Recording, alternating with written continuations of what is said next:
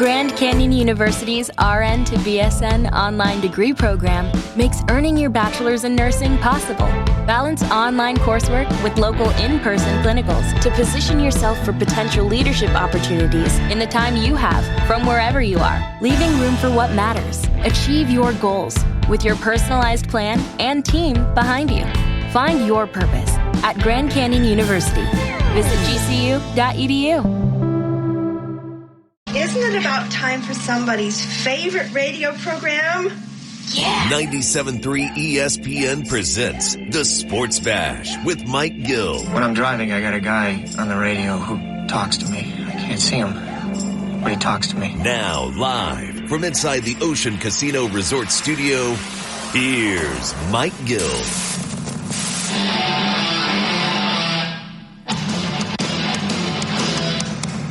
We are live on a Tuesday edition of the Sports Bash, 97.3 ESPN, the 97.3 ESPN free mobile app, streaming live on the X platform at 97.3 ESPN. What's up, everybody? Hopefully you had a relaxing, long weekend in memory of Memorial Day for all the great people out there who served and were able to enjoy the day, remembering all of the things that people have done for us to be here. We appreciate you.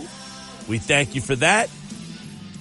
Sadly, we're back to work, but here we are, everybody. Kind of good to be here. The basketball playoffs have been terrible. The Phillies had a terrible weekend. And, it's that kind of time right now in the sports calendar. You know, when you talk about, like, the best times of the sports season, the worst times of the sports season, like, with the basketball playoffs right now being what they are, it's been terrible.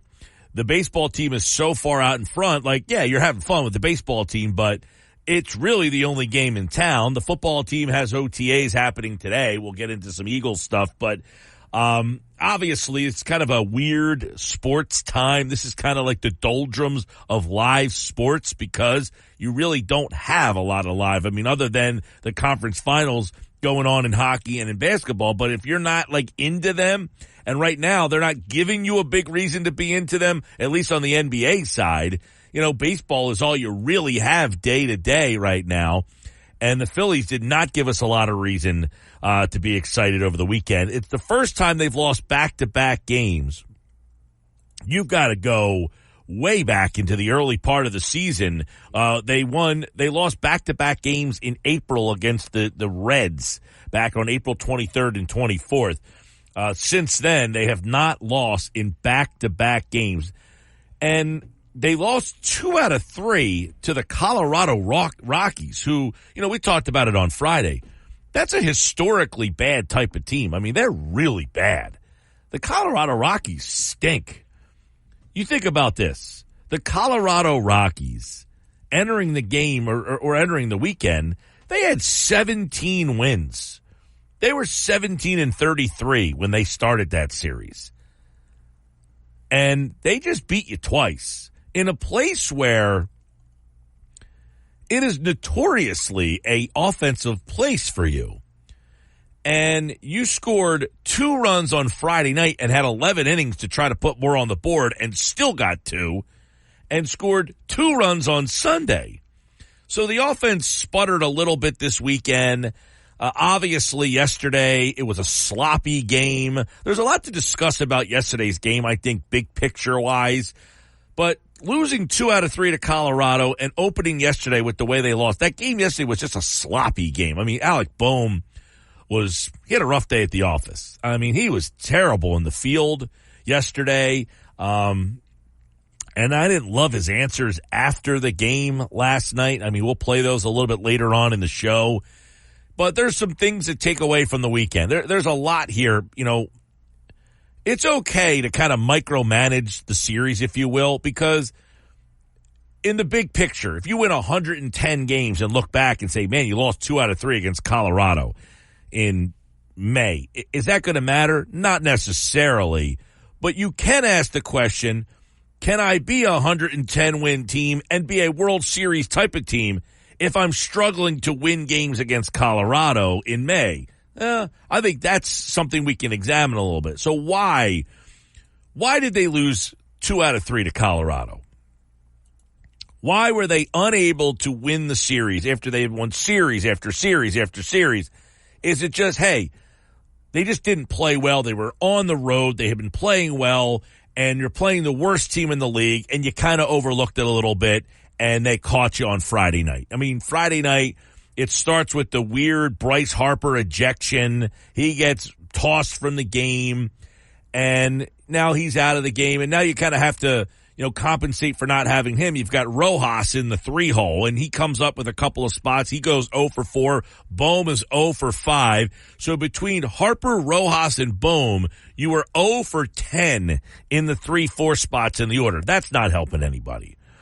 Nick Castellanos has continued to be abysmal. He did hit the home run, so it's hard to, kind of hammer him for Friday night. But in reality, you're taking a look at the series, and Castellanos has just been terrible. He was 1 for 5 Friday, 1 for 5 on Saturday, and you keep wondering, he was 0 for 4 on Sunday, and I know I'm picking on just Castellanos, but he's the one guy who has consistently not done much for you. He was 0 for 4 again yesterday. So just to throw it all, confound. Why are they struggling? Well, you've got a team right now that had a bunch of guys kind of hitting their stride, and that part of the lineup, Bohm, Castellanos, Harper, the middle of your lineup there, they kind of slowed down a little bit this weekend. Big picture, are you like, oh, wow, this offense, have they been figured out?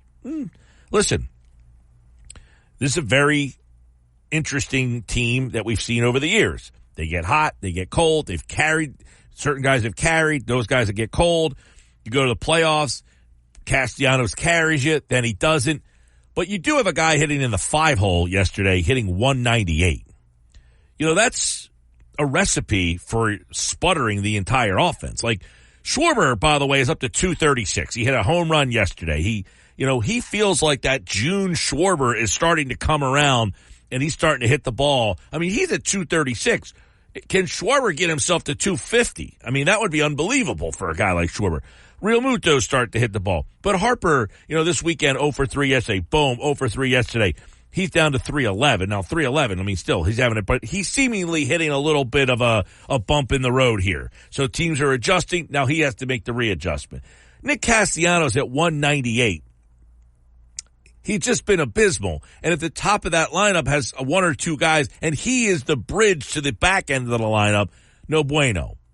Whit Merrifield, you signed this guy, and I think it was a smart and a good signing. Whit Merrifield's hitting 181. I mean, how much longer can you keep trotting Whit Merrifield out there hitting 181 where you're like, okay, he's got to get more consistent playing time to maybe help himself out here.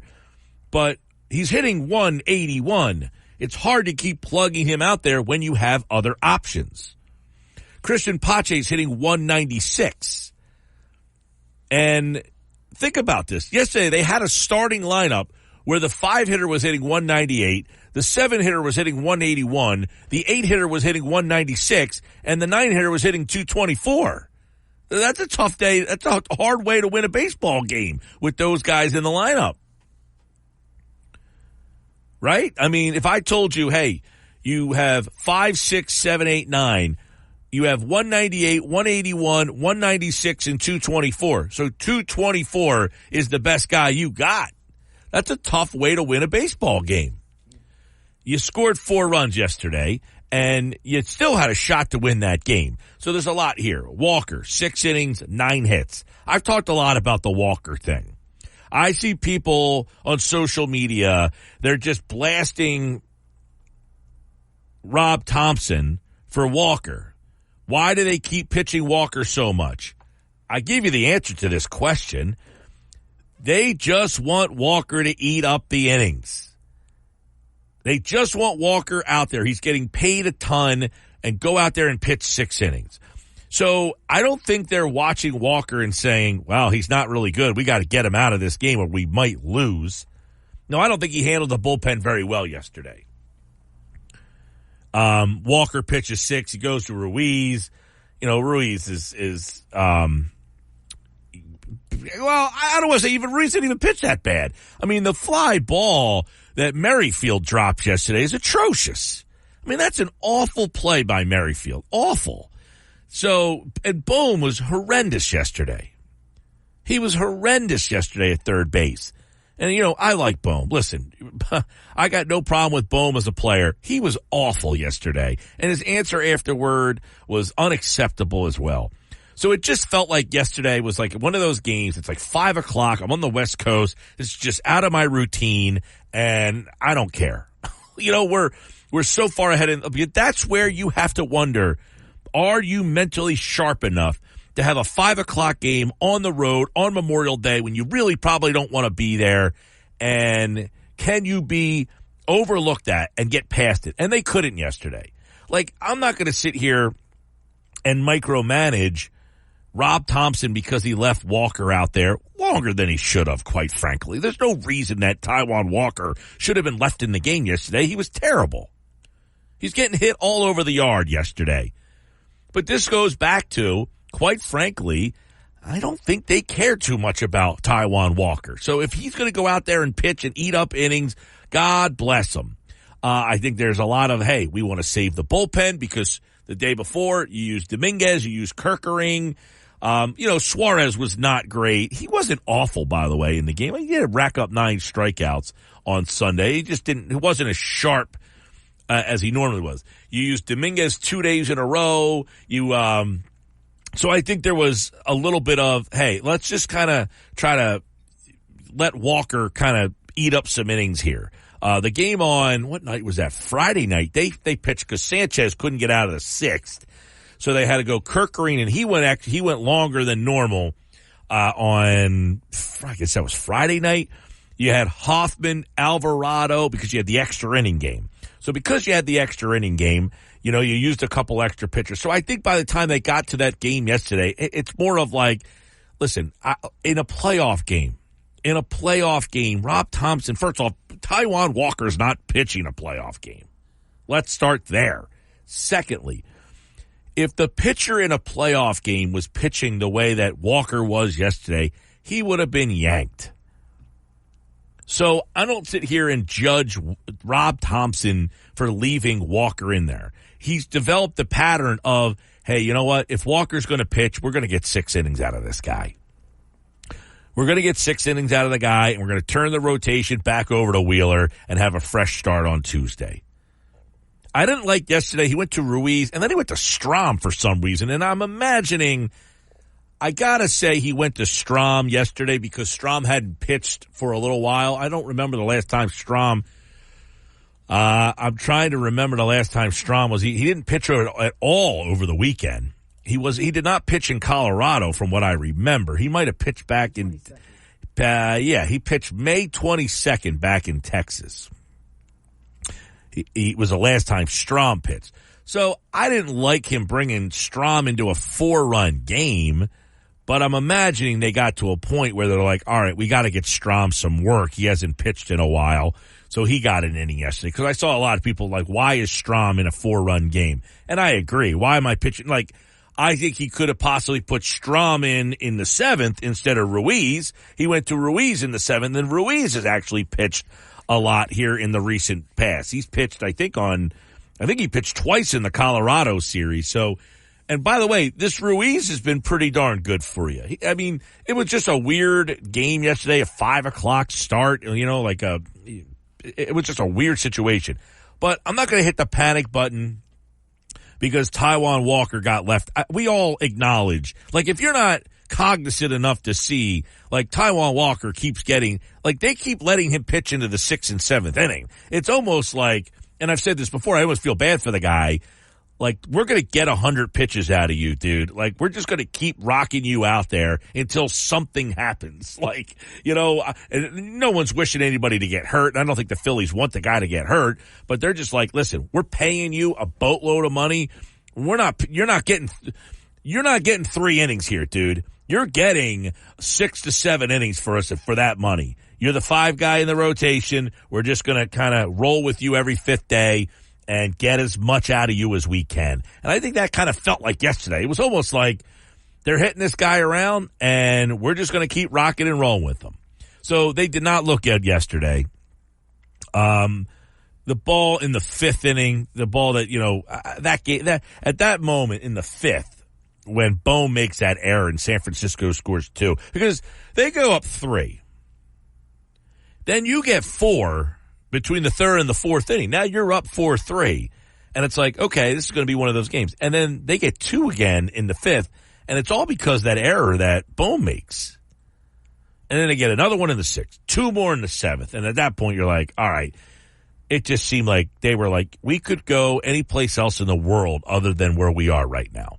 3 errors in a game. The pop-up to Merrifield is Little League. It's terrible. It's absolutely terrible. That pop-up to Merrifield was horrendous. I don't know what's going on with Merrifield. I thought this was a really smart, good signing for a multitude of reasons. Why hasn't this worked out? Let me count the ways. I mean, he hasn't hit. He hasn't played well in the field. He's done nothing. He's essentially been a nothing burger for this team. So Merrifield, it was a smart signing for a multitude of reasons. Why? He could play a multitude of positions. He could play second. He could play third. He could play outfield. He was a top-of-the-order hitter in Toronto. Is that a problem? Is he a guy that, he's hitting kind of tucked down at the bottom of the order and he's trying to find his way? Possibly. But it's hard to move your way up the lineup when you're giving the manager no reason to put you there. 181, 260 on base. I mean, hasn't played a great left field. I mean, he's okay. He's not really an outfielder by trade, but he's out there. One of the reasons he was available is because he wanted to play second base and he didn't get signed by anybody. But right now, for $8 million, your ROI stinks. Now, again, you look at the lineup they had yesterday, which some people would say, why are they putting that lineup out there? You had a left-handed pitcher, Blake Snell, one of the top defending Cy Young. He's one of the toughest lefties in baseball, although he hasn't pitched all that well this year. So he starts yesterday, so no Marsh, no Stott. So you're going with Merrifield and Pache. Well, that lessens your lineup right there. So, that's just kind of the early season way the Phillies have done it. If this was a playoff game, are the Phillies sitting Stott? Probably not. I don't know about Marsh. I don't know what's going on. I don't know what to think about that. But we got a lot to dive into on the Phils, and you can get involved at 609-403-0973 on the text board, 609-403-0973. Text me your thoughts on the Phillies weekend. Look, the Phillies weekend can be summed up as disappointing. But is it a good disappointing? Like, did they need a little eye-opener? Did they need kind of like, and it's, and I say a little eye-opener. The fact that it was the teams that beat them, Colorado, who stinks out loud, the Giants, who are just an average team. It's one thing if you go lose 2 out of 3 to a good team. And you're like, okay, it's a good baseball team. They just beat us. But the fact that you lost to them, does that kind of refocus, get your mind back to, you go back to like those Yankee teams, like in the 90s, the 98 Yankees, the 99 Yankees, like those great Yankee teams back in the 90s. Like, they were always focused day in and day out, it felt. Like they just had that will to just win. And if they lost 2 in a row, they would go off and win like 7 straight. Can this Phillies team kind of build off of this by saying, look, this is unacceptable. We're a team that has World Series aspirations. We can't be going and losing to Colorado, for God's sake. Like, I don't mind if you lose a game to Colorado 3-2 in the 11th on Friday night. Okay, they got us in extra innings. We didn't play well. But we're going to beat them on Saturday and Sunday and get out of here with the series win. To lose that series against them is just unacceptable. It's really like, come on, man, you're losing to Colorado. Like, have some more pride than that.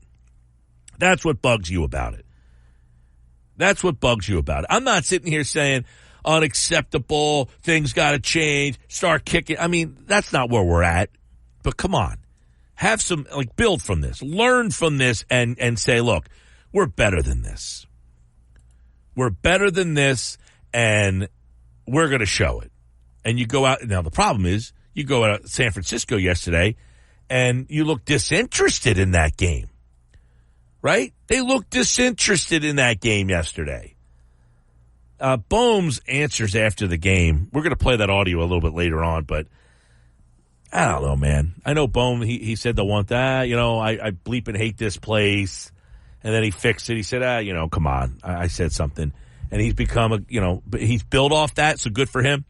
I don't like his answers to some of the things yesterday. It kind of bothered me a little bit. Do we have that Bohm stuff yet? All right. We have it a little bit later. But the one thing he said, I'm like, are you kidding me, dude? Come on, man. And listen, Bohm, I said this before, he was unplayable defensively 2 years ago. Last year at the start of the season, he was unplayable defensively, and I give him a lot of credit. He has worked his way into being a pretty good major league third baseman. Yesterday, he was terrible. And his answers were unacceptable after the game. So, we got all that for you. Sports Bash Live, 97.3 ESPN. I hope everybody took advantage of my gosh, the weather was that weather expected? I don't think the weather was expected to be as nice as it was this weekend. I don't recall seeing that it was supposed to be nearly perfect every day this weekend. But it was a beautiful weekend, which was marred by some unbelievable incidents that happened over in some of the beach towns, which is very disheartening to read and see what is happening out there. Like, what is wrong with people, man? And I know they're young kids, but to see and read that stuff this weekend, you got big problems out there. God almighty. Just like, let's get a hold of ourselves. Let's do a better job. What are we doing? I mean, that's what was the headlines of the weekend, really. Not, hey, it was Memorial Day weekend, and we're remembering those.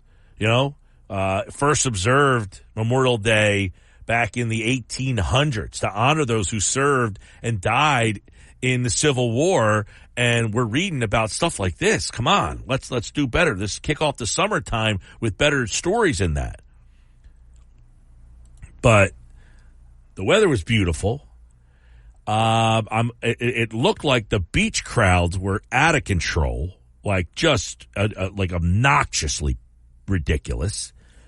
Like when you walk to the beach and you see that there's 5,000 umbrellas open, do you turn around and go back to your car and say, I'll do this another day? Or do you just add to the umbrella pile? Which kind of personality are you? Do you just keep going? You know what, I'll find a spot. Or do you say, you know what, this is just too much. We're going to turn around and go the other way. What kind of personality are you? Because I know what I would do. I'd look at that beach and I'd say, yep, we're not going here today. Yesterday we got a little rain, and I would imagine that the traffic going home was at a standstill at an early time yesterday because people said, all right, no beach today. We'll get out of here. But it was crazy crowded down here. I can tell you that much. If that's a sign of what the summer's going to be like, holy moly, we're in for one this year. Sports Bash Live, 97.3 ESPN, the 97.3 ESPN free mobile app, streaming live on the X platform at 973 ESPN. I don't know. I was kind of chill. I was kind of low key this weekend. You didn't see me out and about there. The crowds are too much for me. You were out and about though, right? Yeah, I popped in and out a couple places. I was down with a couple of breweries on Saturday evening, met up with some people, buddies of mine. Sunday I went to the beach, got some sunshine. Ooh, what beach did you hit on? Over in Ventnor. Ventnor Beach. Yeah. Wow, that's like a rare bird for you, right? No, I usually go over there. That's your beach? Ventnor Beach? Well, it's not my beach. It's a buddy of mine's beach, so. So you were just visiting him, and you went to the Ventnor Beach. Yeah, well, I typically go out with him and his people. So. Gotcha. Wow. All right. Ventnor Beach was the big place to go this weekend, it sounds like. I mean, at least for me it was. I did not make it to an island. I can tell you right now, I usually don't go to the islands that much Memorial Day weekend, and I was reminded why I don't usually go. I was not on the islands at all this weekend. Smart. And Smarter than me there. I don't regret it. You shouldn't. No. All right, Memorial Day weekend in the books, and we got plenty more to go. Thoughts on the Phillies weekend out in Colorado. Now, we were talking about this on Friday's show. You had the Phillies late on Friday, late on Saturday. and kind of a weird time on Sunday. Then yesterday was a really weird time, like 5 o'clock, like a really kind of an oddball time yesterday. By the way, I will say, I saw a lot of this weekend. A lot of Phillies gear. Yeah? A lot of Phillies shirts, hoodies, hats, shirt jerseys, regular jerseys. I saw them all this weekend, Mike. 609-403-0973. Sports Bash just getting off the ground. Adam Kaplan has football at 4. There's an interesting football report out there that might change the way the offseason goes. Well, when we come back, are we overlooking this position for the Philadelphia Eagles? I'll explain. That's next. This is the Sports Bash live on 97.3 ESPN, the free mobile app, and streaming live on the X platform at 973 ESPN. Use the hashtag SBLive. What's the easiest choice you can make? Window instead of middle seat? Picking a vendor who sends a great gift basket? Outsourcing business tasks you hate? What about selling with Shopify? Whether you're selling a little or a lot, Shopify helps you do your thing, however you cha-ching. Shopify is the global commerce platform that helps you sell at every stage of your business. From the launch your online shop stage to the first real-life store stage, all the way to the did we just hit 1 million orders stage. Shopify's there to help you grow. Whether you're selling scented soap or offering outdoor outfits, Shopify helps you sell. Wherever and whatever you're selling, Shopify's got you covered. Sign up for a $1 per month trial period at shopify.com/try. Go to shopify.com/try now to grow your business, no matter what stage you're in. Shopify.com/try. With Mike Gill. Do I have everybody's attention now? On 97.3 ESPN and the 97.3 ESPN free mobile app. 2:32 Sports Bash, 97.3 ESPN, the 97.3 ESPN free mobile app. Got a bunch of text messages coming in. 609-403-0973. Hit us up with your thoughts on the Phils. Kind of a lackluster weekend for the Phils, if I'm being kind here. Losing 3 out of 4. They've got a game tonight against the San Francisco Giants. I think you're being very nice about the Phillies. It was a poor weekend. It was poor. But I'm not going to overreact. You can just simultaneously say it's a poor weekend and also not overreact. You can do both. You just call a spade. Yeah, I mean, look, if you're asking me, take big picture out of it, they were awful this weekend. Yeah. I mean, they didn't play well. They looked disinterested yesterday. It was not a good weekend for them. But big picture, I don't think it means much. Yeah, I don't think it means that they're all of a sudden going to fall apart and not make the playoffs. Well, it's like everything. Like, if Taijuan Walker is not pitching in the playoffs. We already know this. Thank God. But we already know, they're not pitching him in the playoffs. Right, because they didn't do it last year. They didn't do it last year, so they're not going to all of a sudden be like, you know what we're going to do? We're going to have Taijuan Walker pitch, game 3 of the playoffs. Right. He's not a playoff pitcher for them. They know it. We know it. So if you're going to complain about the way they use Walker, you're basically just like old man yelling at the cloud. There is no reason for them, if Walker's going to get you 6 innings, you might say, well, why? Why not get him out of there? The Phillies might say, look, big picture, him pitching 6 innings is better than us taxing our bullpen. Right. Because they know he can give you the innings. And if he ends up, getting hurt, we'll go to Spencer Turnbull. They don't want Walker to get hurt, I don't think, but I'm just saying, they're not all that worried, all right, he doesn't have it today, so let's get him out of there. They're just they're not hey. going to cry over it. It's not a big deal for them. Suarez he wasn't as crisp on Sunday. But you were kind of expecting that at some point, right? Yes. Wasn't he at some point going to have a down game? Yes. You at some point had to think that Ranger Suarez was not going to be as sharp. Now, even though he had 9 strikeouts still, he had 4 walks, was a little, he only gave up 3 hits. He just wasn't sharp on Sunday. So I don't look at that and say, oh boy, Ranger Suarez, he just didn't look great. Now, in that game, you still had opportunities. You just didn't do anything offensively. I mean, offensively in that game, you think about it, You've got nothing from Schwarber, nothing from Harper, nothing from Stott, nothing from Castellanos. So basically the biggest thing for me would have been, okay, this weekend was filled with the things that I've been worried about in the playoffs the last couple of years, where my team just kind of got cold against pitching that was not great. Like the Arizona, you got shut down by Brandon Pfaadt. Right. Twice in the same series.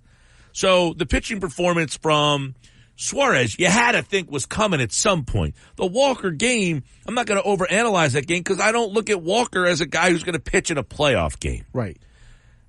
Christopher Sanchez, I mean, he kind of is what he is. He's going to get you 6 innings. He kind of battles his way through. I mean, he wasn't terrible. He only gave up 1 earned run in the game. They lost the game 3-2. And by the way,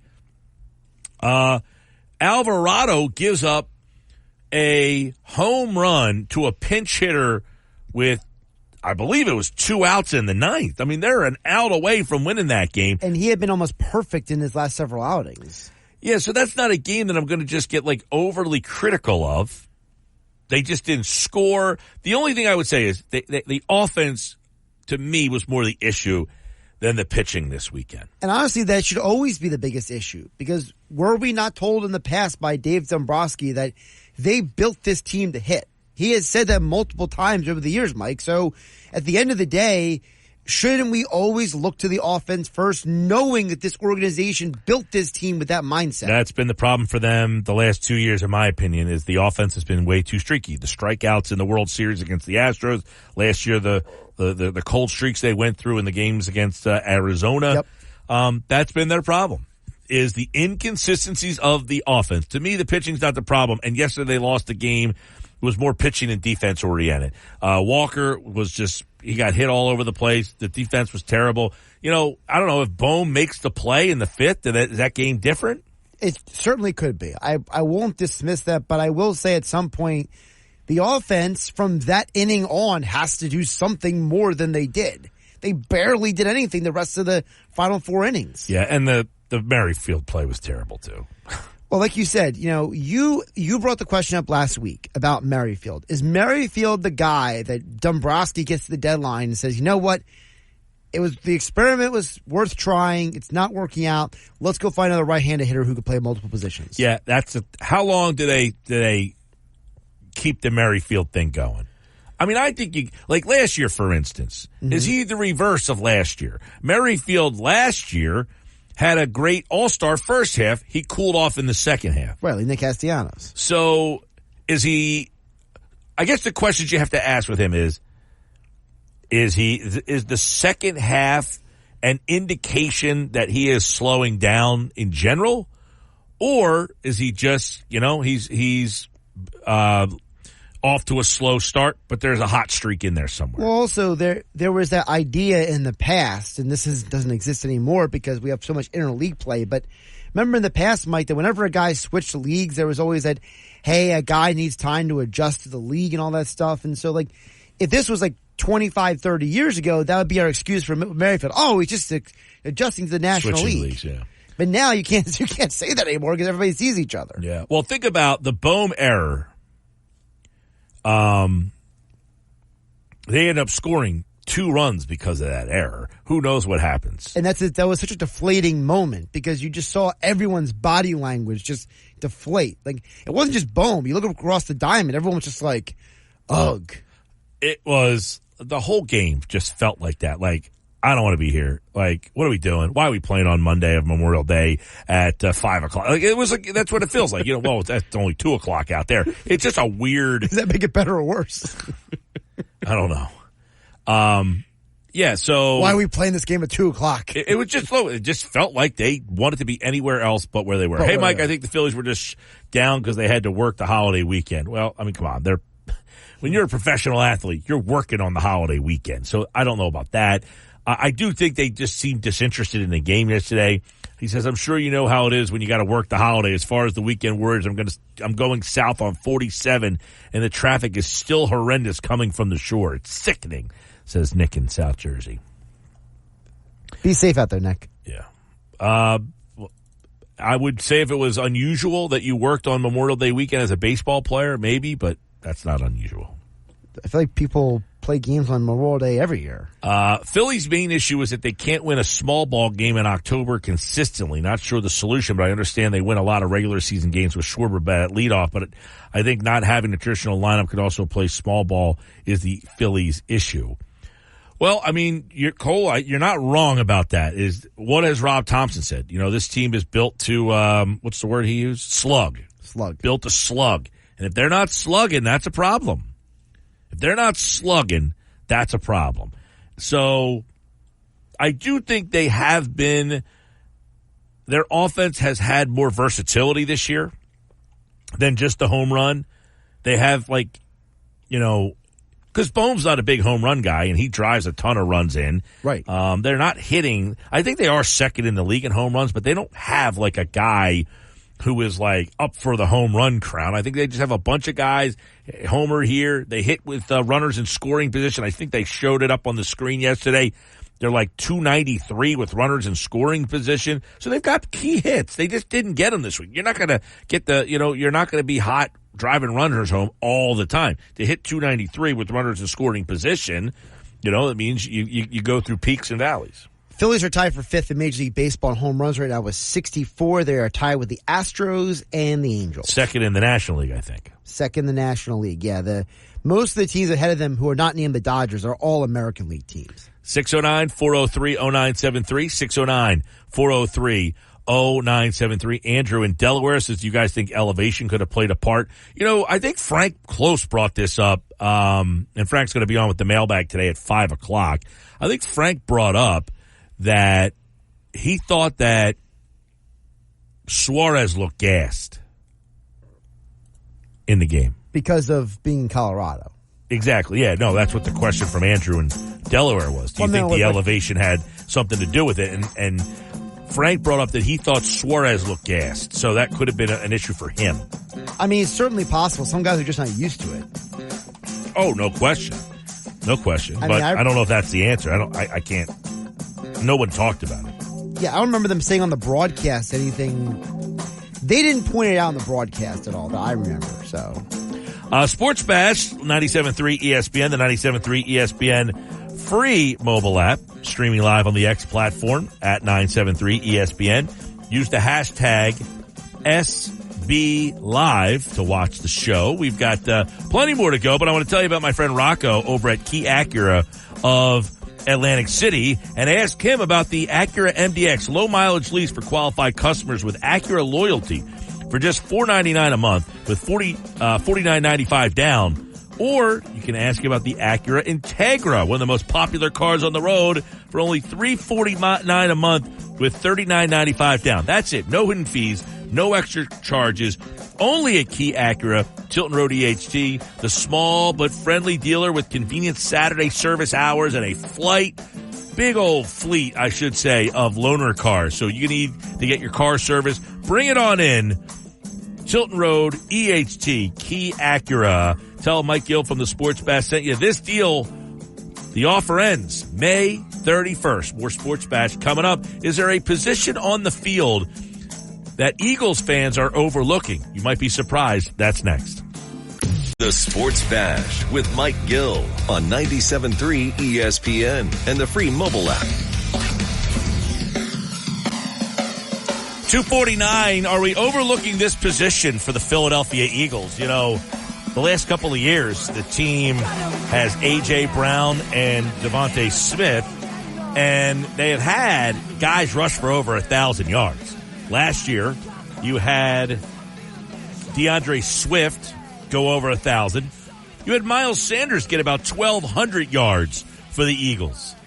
Are we overlooking the addition of Saquon Barkley? I mean, is this like way bigger than maybe we're making it out to be? Should we be way more excited about adding Saquon Barkley? Like, are we not talking about what he might add to this team? Like, I was thinking about this weekend. OTAs are going on. CBS Sports ranked their running back tiers. Tier 1, Tier 2, Tier 3, Tier 4. Where do you think the Philadelphia Eagles running back room fits on that list? I mean, I would put it Tier 1. I think Barkley is one of the 5 best running backs in the NFL at worst.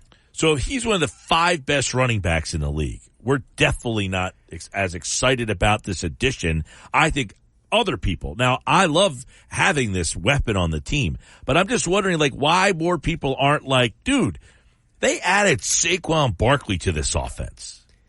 I think there's some people who are just negative no matter what about this team because they look at the coaching still as a problem. See, I think getting Kellen Moore, getting Vic Fangio has eased my mind on the coaching situation big time. Like, I don't look at that as a negative any longer. I'm not a Nick Sirianni hater. I don't think that he's a problem in terms of, well, the offense is going to be a problem because Nick Sirianni is the head coach. No, I think Kellen Moore is going to fix or accentuate more of the positives that they have in this offense. That includes getting more out of Saquon Barkley. Right. Like, they add Saquon Barkley. They are, by the way, CBS Sports ranked the tiers. I'll give them to you real quick. Tier 7. Work in progress.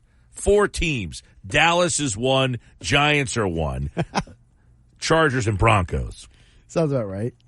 Tier 6. More to prove. Carolina, Houston, Cincinnati, Vegas, New England, the Titans. Very fair. What's his name's in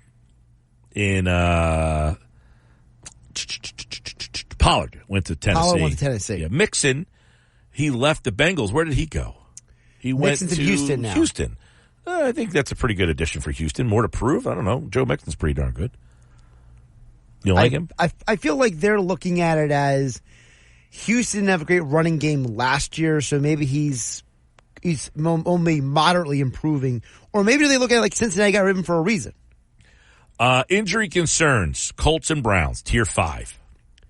Nick Chubb injured multiple times over recent years, so that makes sense. Tier 4, led by a veteran. Cardinals, Vikings, Commanders, Bears. Like guys who are not exciting. Yeah, Vikings don't have anything really exciting. They had Madison. Where'd he go? Vegas? I have to look it up. I think I went to the Raiders. That's Vegas. Oh, right, Vegas. For those of you playing at home, the Raiders are from Vegas. When you said that, my mind went to the Chargers for some reason. 3, up-and-comers. Seahawks, Rams, Buccaneers, Falcons, Chiefs, Bills, Jets. I mean, if Kenneth Walker is healthy, the Seahawks could be really good.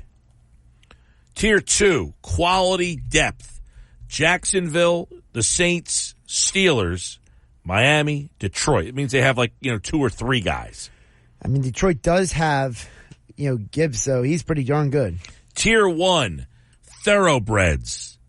Green Bay, Philadelphia, Baltimore, San Francisco.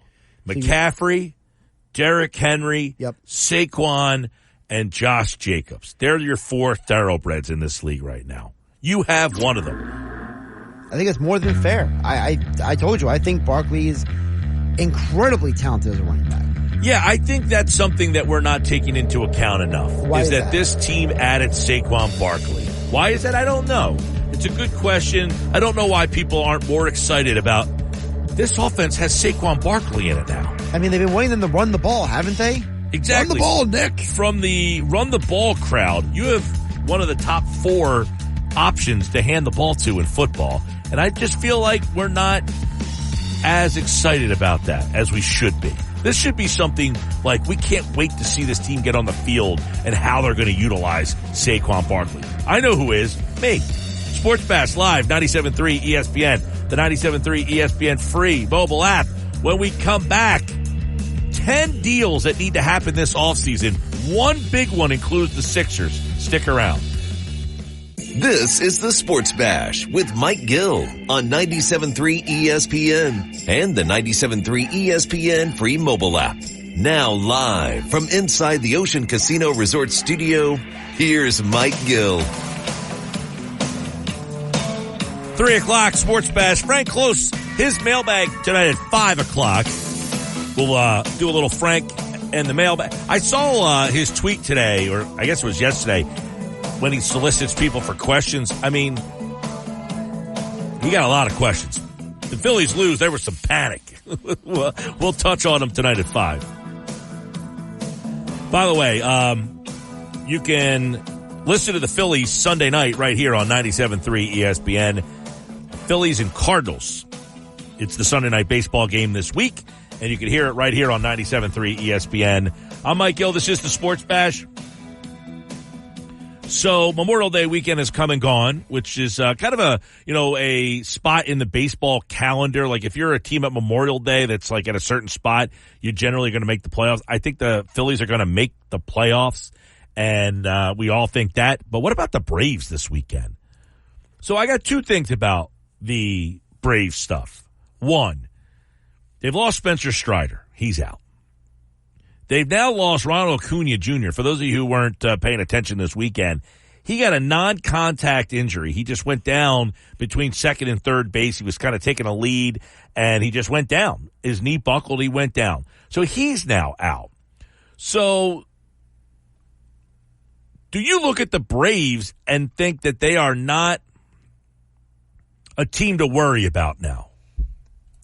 Oh, I don't think you don't worry about them because they won a World Series without Acuna. Good point. That's my thing. So I tweeted this out the other day. You know, the Braves the last couple of years have had Acuna and haven't won. They won a lot of regular season games because he's really good. But they won the World Series in 2021 without him. Correct. They also had a lot of guys hurt that year. And they made a lot of trades that year to fill those holes. They made a ton of trades that year, and they were getting guys that were kind of like middle-of-the-road journeyman type of guys. They came to the Braves. So I wonder if the Braves are going to follow a similar blueprint and just try to go back down that road and see if they can just kind of load up with like some veteran, you know, who'd they get that year? Adam Duvall. There was another outfielder they got. Yeah, they got Jorge Soler. He ended up being the MVP of the World Series, I think, if memory serves. So I wouldn't count the Braves out. Now, could you count them out for the division? They are 6 games out of first place right now. So do you say, well, no Spencer Strider, they don't have that top-end arm, no Ronald Acuna, it's going to be a challenge for them to make up a 6-game deficit. They also acquired Jock Peterson that year. Jock Peterson, okay. Yeah, Solar, though, was the one. Wasn't he the MVP of the World Series? Well, he was the MVP of the World Series, but remember, Peterson had that great second half where it was like, where's he been? A lot of those guys, it was where these guys come from. They all came. I think there was another outfielder on that team. I mean, it says here that Peterson played 64 games, Soler played 55 games, Duvall played 55 games. Guillermo Heredia, he played 120 games. Ozuna was injured that year, too. Yeah, they had a bunch of guys get hurt. Christian Pache was on that team, by the way. Yes, he was. Yeah, they had like a bunch of guys just come out of nowhere on that team, and they end up winning the damn World Series with that team. So the messaging here is don't count the Braves out because of this injury. That's all. I don't know that they're going to win the division, but look, I think this is, and I've said this from the get-go, okay? Jeff says Mike Trout will be a Brave by July. Well, possible. Doubt it. I've said this since the beginning of the season, so remember you heard it from me first. You heard it here first. I don't think the Braves had a lot of interest in winning the division this year. I don't think they set their sights on, hey, we got to win 100 games and win this division. I think they are kind of okay with just being the wild card team. Now, that doesn't mean they're okay with Ronald Acuna Jr. getting hurt, but I don't think they really care about winning the division. So I think the Braves will just kind of ride this out. Look, right now, in the wild card standings, they are fine. They are 4 games up on basically everybody. The Giants and Padres. The National League wild card race is a disaster. Atlanta's 4 games up on everybody. The Giants and Padres are 1 game over 500 each, and they are the 2 and 3. The Cubs are now 500. They got off to a great start, the Cubs, and now they're a 500 team. They've lost 5 in a row. The Cardinals are 2 games under 500, and they are the 5th team in the wild card race. Crazy. So it is a really, really, really watered-down National League. But I think the Braves know they're a playoff team still, even without Acuna and without Strider. And I think they're just going to kind of ride this out and kind of get to a point, and then you'll see them kind of mirror what they did, I think, in 21. Mike in Marmora 609-403-0973 is the text board. 609-403-0973. It says, Mike, I don't think we can discount the Braves. I agree with you. Olsen, Albies, Austin Riley, all studs. Having said that, we cannot panic over the Phillies losing back-to-back. 162, we're probably not even going to get swept by a bad, or probably even going to get swept by a bad team this year at some point while holding first place and still win the division. Don't panic. No, I agree, Mike. This is not a panic weekend. And I agree with you about the Braves. You cannot discount the Braves. I think the Braves, though, and I've said this from the start, they've had no interest in winning this division. I think they're just, hey, let this season play out. Whatever happens. Now, there's an injury here. How do we kind of navigate? It's a good word. Good 2 points for you. Thanks. How do we navigate this injury situation? Do we have enough in-house? Do we just kind of wait and see what's going to become available? I don't know. I mean, that's Dombrowski's philosophy. Remember, that's what he says. He says, I don't like to make trades early. Yeah, they don't. And I think the Braves are going to be the same thing. I don't think they're going to be going crazy to make trades. And look, you already got these lists of who are the likeliest players to be traded. I don't know that you're going to say, wow, this is a list that's filled with guys that are all that exciting. It'd be like, as an outfielder, okay, you need to. They probably need an outfielder now. 100%. I'm trying to think of like anybody. Charlie Blackmon, we saw him this weekend. Colorado would probably be willing to move him. Is that a kind of? He would make sense for them. I mean, he's a guy who would probably fit very well in their lineup. I could totally see that. Mm-hmm. Yep. You've got. I mean, there's all those rumors that Toronto might unload half of their team. You know, is there anyone on Toronto that would make sense for them? Well, you got Bichette, who's a shortstop. You've got Guerrero, who's a first baseman, so they wouldn't fit. I have heard a lot of. You're right about that. Mark Canha, he's another guy. He's an outfielder, a veteran guy. He's been kind of, mentioned as a guy who could be Now he might be an interesting guy for the Phillies. That is true because he can play outfield and first base. But he's a right-handed guy, and he's got a little bit of pop. He's not like a big power guy. I mean, he's a veteran guy who's been around, so you're not getting some young, inexperienced guy being brought in here. Yep. Not a lot of veteran outfielders kind of fit the mold of, hey, so that's like at this point of the season. So we'll see I think the Braves are going to just, I don't think they're panicking to go to what the text message got. I don't think the Braves are panicking, and I don't think the Phillies should discount the Braves. But I've also said, I don't think the Braves have a lot of interest in winning the division. That's all. No, I think the Braves are trying to get to the trade deadline so they can see what they need and kind of hit the reset button from there right now. 609-403-0973. 609-403-0973 is the text board. All right. So ESPN.com put out 10 deals that need to happen this offseason. Okay? In the NBA. In the NBA. One of them includes the Phillies. Now, these aren't all trades. Some of them are, what did I say, the Phillies? The Sixers, yeah. These aren't all trades. Some of them are free agent signings. Are any Sixers available to help the Phillies? Who would be the best baseball player on the? Can Maxey play baseball? He played football. He did play football. Yes. I don't know how his hand-eye coordination. They don't have anybody left. It's only Embiid and Maxey are the only two players on the team. Well, that's what I'm saying. They're available. They're free agents. And it's the number one move that they listed. The number one? Yes. Wow. So I'll go from the 10 to 1. up. All right. And, I mean, these are all like, I actually like this deal for the Sixers. Do you want me to do my horrible announcing voice for this? No. Okay. Memphis trade for Mitchell Robinson. That's a deal that I think if that deal can be had, if I'm Philadelphia, I look into that deal. For Robinson? Yeah. I mean, he would be the best big man backup since Drummond. Not even a question. And he is an offensive, he is a guy who is an offensive rebounder, and that would be a great guy. He could have the same role that he had in New York and Philadelphia. I like Hartenstein. He's a free agent too. I think he's going to get a lot of money. But if Philadelphia can make a call there and see how much money is a lot of money, but I think someone's going to pay him starter money, so you're not going to be in. But if you could trade for, because I think what the Knicks will do is they'll put the money to Hartenstein and trade Robinson away. That would make sense. So if I can make that call, I'm making that call. I'm on board with that, but this was for Memphis. Okay, so they have ESPN's idea is for Robinson to go to Memphis. Yeah, they said they need to replace Steven Adams, who has been out for a while. I can see that. So. I would like to know for Memphis. Memphis has so many injuries this year, it's hard to know what they are moving forward. Well, I think they know that and think that we got John Morant, we've got Jackson, we've got a young group of guys here that are pretty good. They just had a lot of injury problems. The Morant stuff, he got hurt. So let's kind of get this, train back on the track.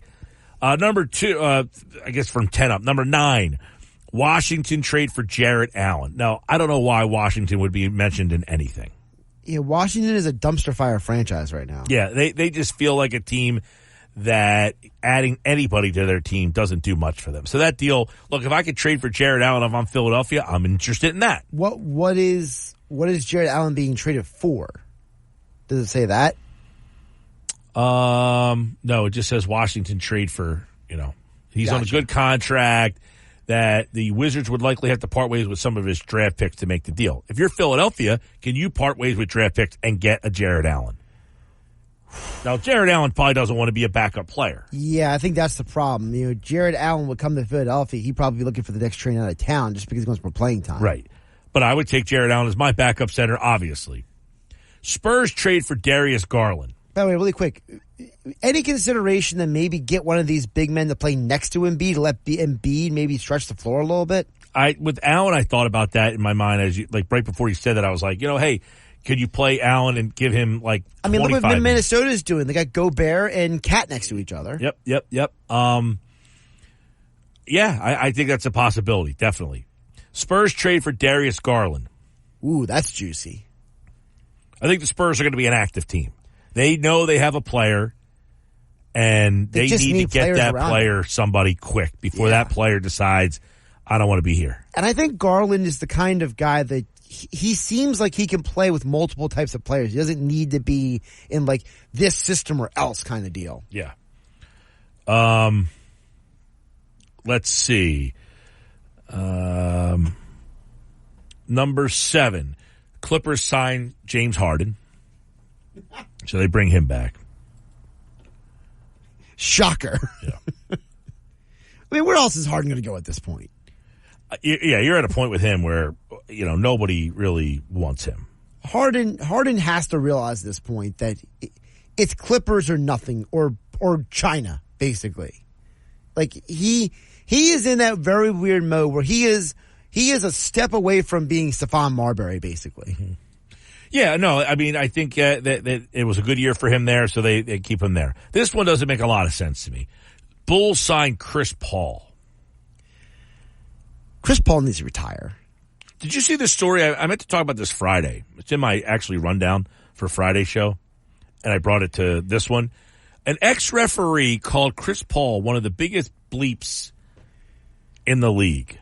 Yeah, and was that the story about how he doesn't his ongoing beef with Brooks, right? Mm-hmm. And that the idea was that the article I read was saying that basically that the referee was saying that the issue isn't Brooks, it's Chris Paul, basically. Yeah.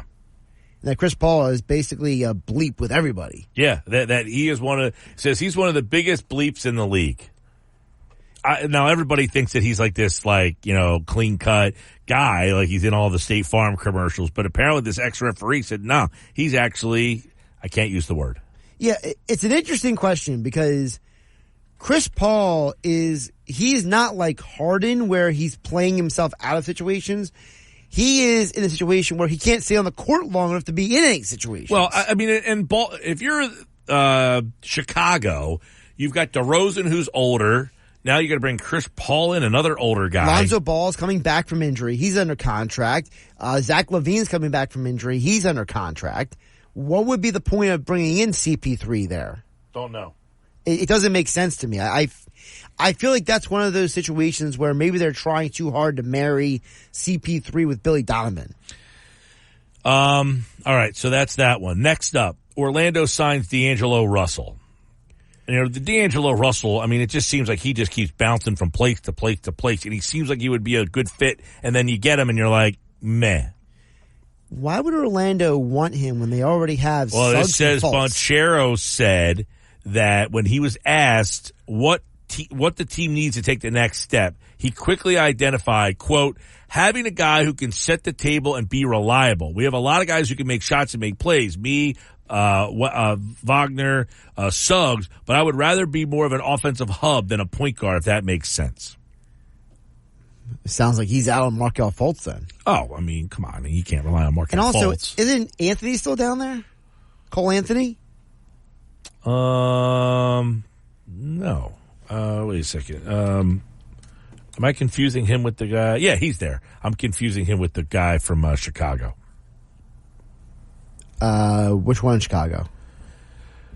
The point guard. Not Ball.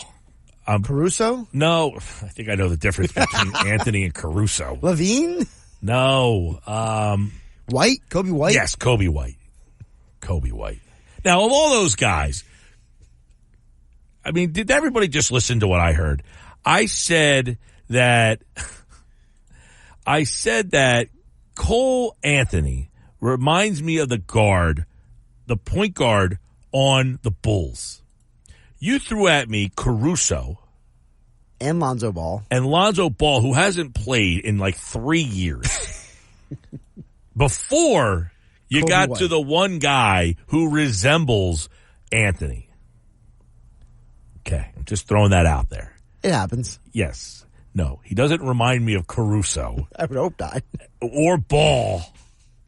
But yes, Kobe White was the guy. My original point was, it sounds like Bonchero is not happy with the current set of guards down there. Well, yeah, that's what he said. He said, I need someone to be more of a point guard. I don't want to have to be the guy who's facilitating and doing all that but does stuff. D'Angelo Russell really fit that mold? No, I don't. That's what I'm saying. Like, I don't know why people think D'Angelo Russell would be that guy. Like, D'Angelo Russell was in Brooklyn. Oh, he was going to be the guy there. Where was he before that? With the Lakers. He was going to be the guy there when they drafted him number 2. And then he went back to the Lakers. Now I feel like he's been all over. He was in Minnesota. Yeah, he's in Minnesota for a hot minute. Yeah.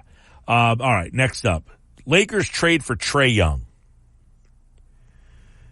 I guess that makes sense if your theory is you're trying to get a young star caliber player in there who has shown the ability to create his own offense. I guess that's the theory. Let me ask you, Mike, do you think LeBron James wants to play next to a guy like Trae Young? Well, if LeBron's still there. Well, you got to operate with the theory. I mean, he's got a player option worth, $51 million? He's going to opt out. Well, if you believe what Rich Paul said. Yeah, I heard what he said in the game the other night, that he said he's a free agent, essentially. Free agent. Of course he's going to opt out. We know that. I mean, he's going to opt out to either A, get more money from the Lakers, or B, have other teams come after him. Right. So he started bidding. Does he want to play with Trae Young? Why not? I mean, I think the question is, does he think that they've gotten as far as they're going to go with him and Anthony Davis? Yes. You have to watch these playoffs and assume that they just got their ass kicked by Denver, who then lost to Minnesota. Right. So they've got to feel that they're pretty far down the pecking order with what they have. How can we get better? All right, Trae Young's a guy who's a shot maker. Now, he's a little erratic at times, but is he better than what they currently have? He's better than D'Angelo Russell, yes. D'Angelo Russell, there you go. Next up, Lakers signed Paul George. Wow. So now they've traded for Trae Young, and on this list, they would sign Paul George. I mean, that qualifies as a super team, right? If you have Anthony Davis, Paul George, Trae Young, and potentially LeBron James coming back, who else plays for that team? They might need to call you, Mike. They might need to hit some threes from the corner. They're running out of cap space. Yeah. So there you go. Paul George, a Laker. Trae Young, a Laker. I mean, there's a lot of speculation out there that Paul George wants to stay in L.A. So, well, it seems like the whole Sixers thing, he's trying to get them to leverage. Leverage, right. It's a leverage play. I don't think he really wants to play for the Sixers. No, everything, it seems like he wants to stay in L.A. It's just he's trying to get the maximum dollar out of one of those two teams. Next up, Oklahoma City signs Klay Thompson. That's fascinating because Klay Thompson was actually one of the better three-point shooters in the NBA this year. Yeah, he shot about 40%. So, I mean, it's not like he's completely cooked. But if you're telling him, hey, you'll need to be one of the 2 or 3 best players on this team, and you're just like a part of a team, he might still be a great player. Yeah, like obviously Oklahoma City was the 1 seed. They're very good, but they're very young. And I guess they're just saying, like, do we need that guy to kind of pull those young guys to that next step? Yeah, can he be for them? We were talking about earlier with intern Nick over there, Drew Holiday, that Right. winning player on that team. Like Boston right now, they've got a lot of young guys that have been the leaders of that team, Jaylen Brown and Tatum, and they keep getting disappointingly upset. Do they finally have that guy in Drew Holiday that's the one that pulls them over the top? And that could be Oklahoma City with Klay Thompson saying, hey, we're there. We know we're right there, but Josh Giddey ain't getting it done. If you're the Sixers, should you be interested in Klay Thompson? Absolutely. But as I think we talked about this during Knicks Nuggets on Friday, to me, I'm interested in Klay Thompson if he's like the third guy I sign this offseason. Mm-hmm. Like, I'm not making him my first target. Right. I've got two other guys, and now I'm finalizing the roster. Filling out the roster. He's the last piece of the puzzle because I didn't get maybe the guy that I wanted. Or I don't want to say I didn't get the guy I wanted. We didn't go the route of getting the big name guy. So we decided to get this guy, and then Klay Thompson was like the last piece of this offseason puzzle. You know, maybe we brought back Nick Batum. We brought back Kelly Oubre. We brought back, one other guy.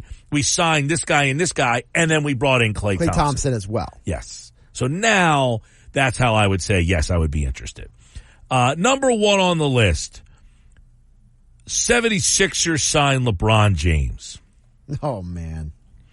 So it was reported by Brian Windhorst from ESPN that the Sixers would love to add Paul George, as we know, but it also made some references to the potential of Philadelphia because of the money they have, and Maxey and Embiid, and that if he opts out of the deal, $51 million he has left, that the Sixers could offer him a 3-year, $157 million max deal. So my two reactions, Mike, I want to ask you is, number one, if you're LeBron James, is maximizing how much money you make at the end of your career that important to you when you're already that rich?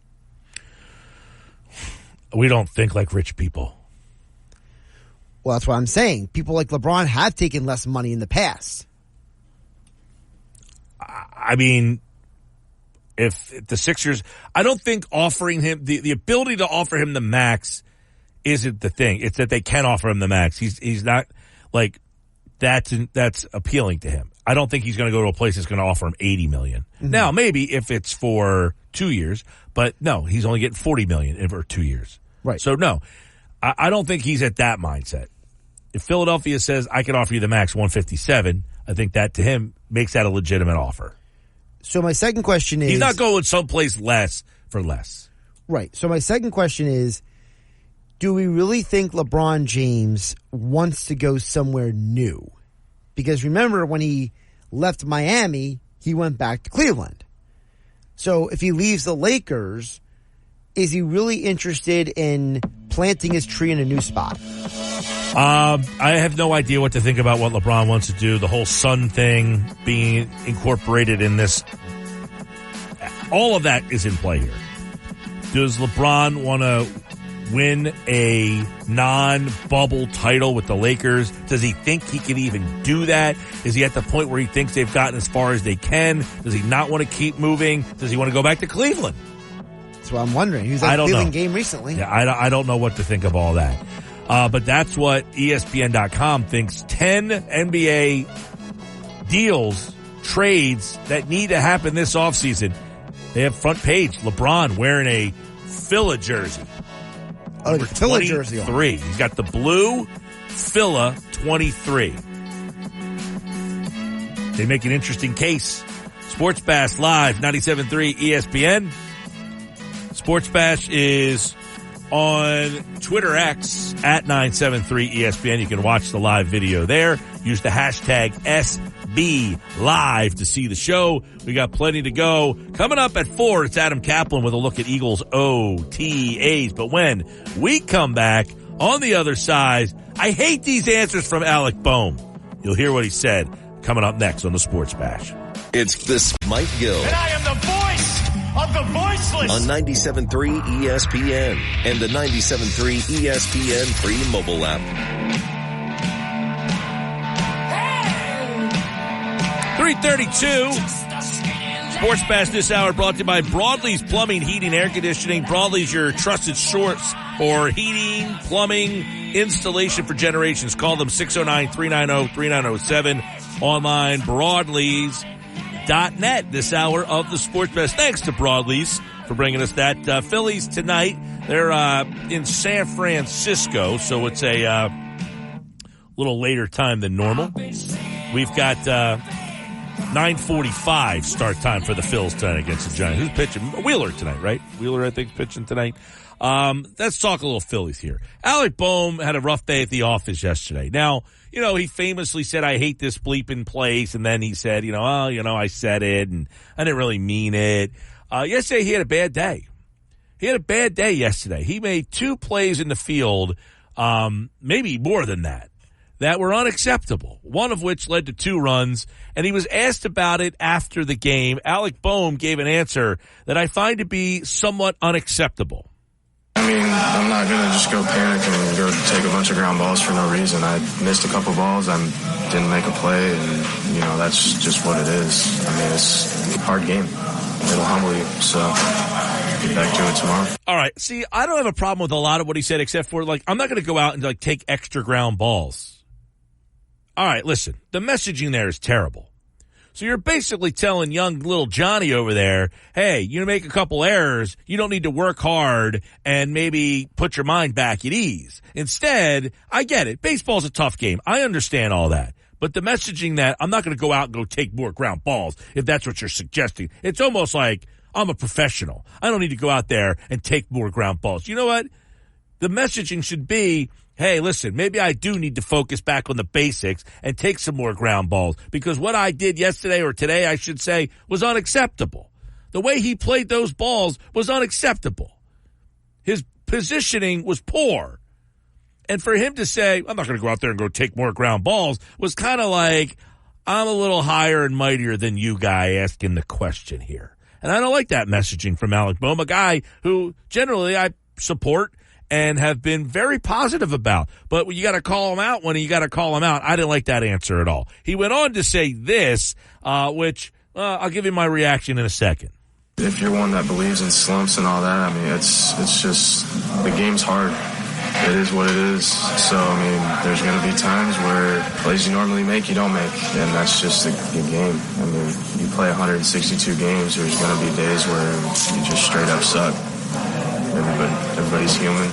Nobody's immune to it. So, I think it's just forgetting about it is the best route. All of that messaging is fine. It's a long season, 162. You're going to suck some days. I have no problem with any of that.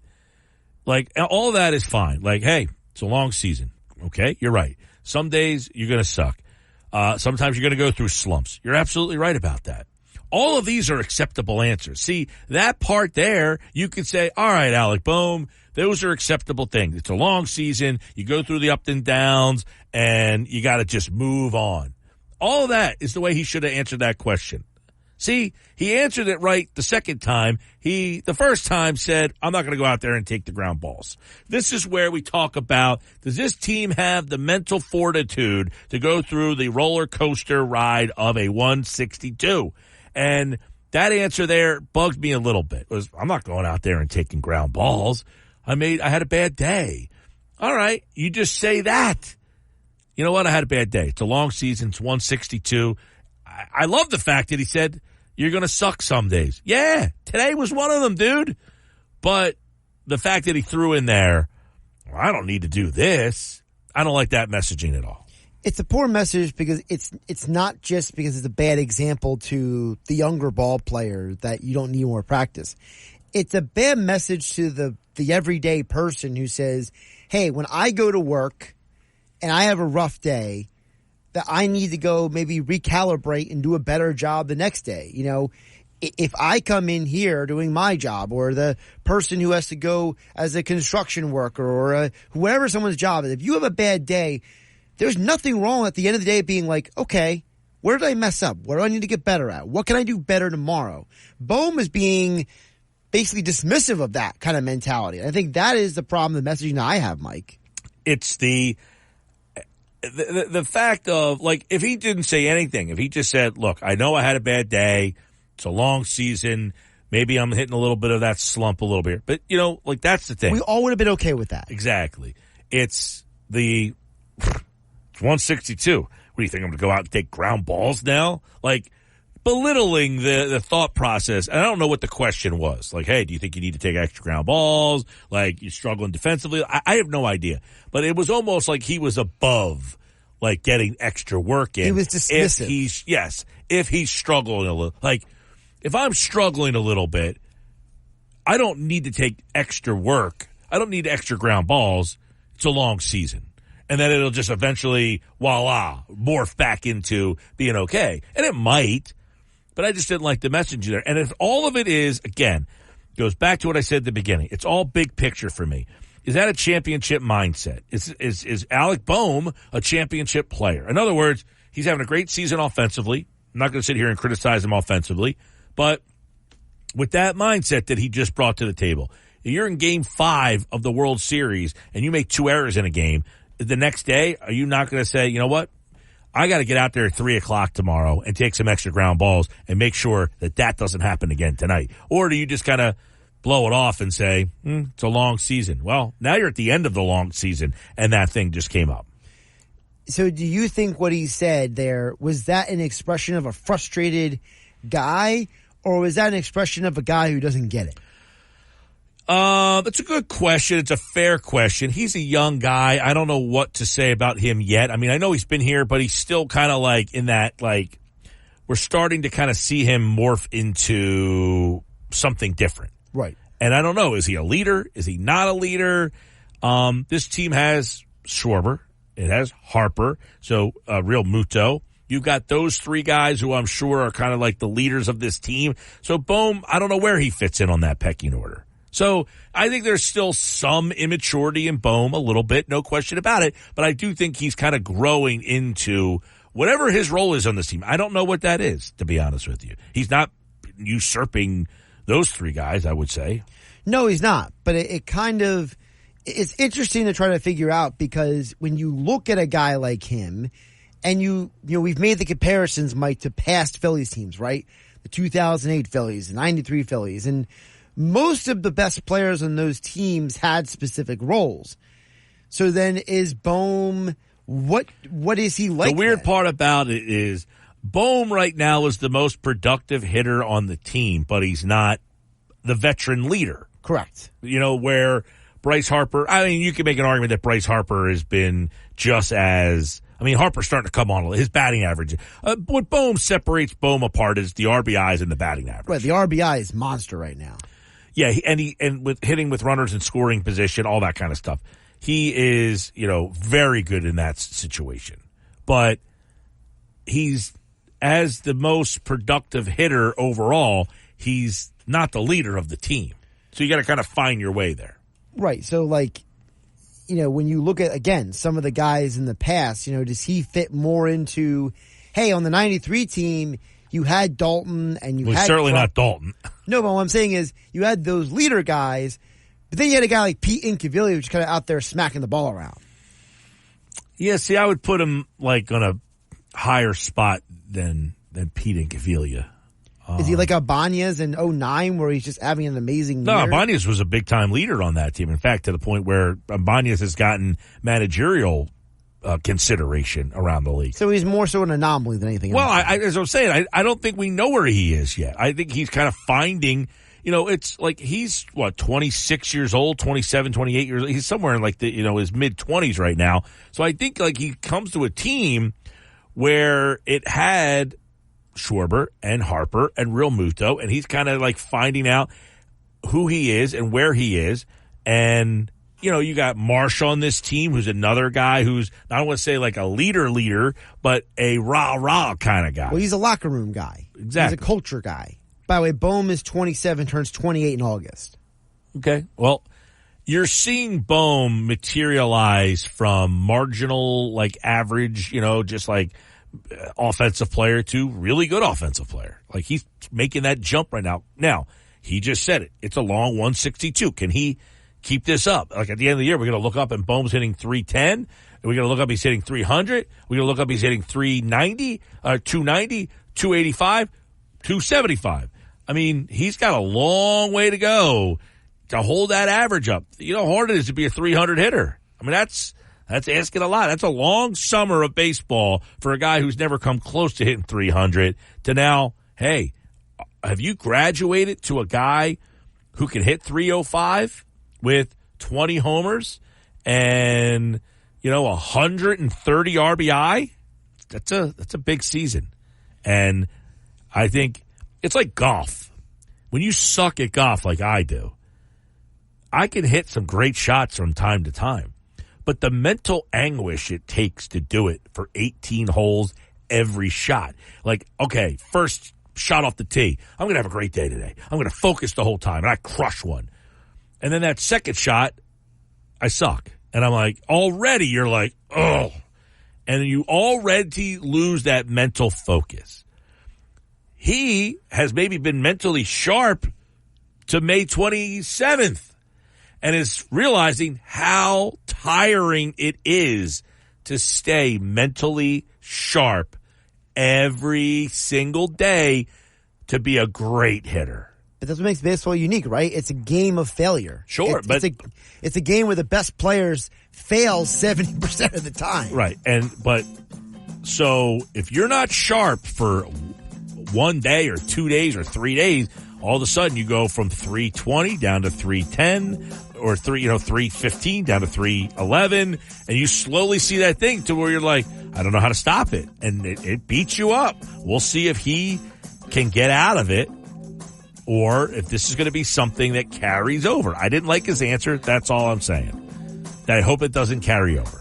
Well, I mean, he had a not good answer in the past, and he bounced back from that, so maybe this is just part of his development process. Sports Bash Live, 97.3 ESPN, the 97.3 ESPN free mobile app, streaming live video on the X platform at 973 ESPN. Use the hashtag SBLive. We're brought to you this hour by Broadlee's Plumbing, Heating, and Air Conditioning. Broadlee's, your trusted source for heating, plumbing, service, installation for generations. Call them 609-390-3907. Online at broadlees.net. Mike Gill in the Sports Bash. We got a whole heck of a lot coming up, including football at 4, Knicks, Nuggets. Frank Close has the Phillies mailbag, Big Three, and more. It's all tonight right here on the Sports Bash. It's with Mike Gill. Do I have everybody's attention now? On 97.3 ESPN and the 97.3 ESPN free mobile app. 10 to the top of the hour on the Sports Bash, 97.3 ESPN. Adam Kaplan has football at 4 coming up. We've got no Phillies lineup today. I'm sure we won't know the lineup by the time they start at 9:45 tonight. But you do have Zach Wheeler on the mound. It's brought to you by Clark's Moving and Storage, Rio Grande, moving to breathe with Clark's Moving and Storage. We've got Phillies this weekend, Sunday Night Baseball. You can listen to the game right here on 97.3 ESPN.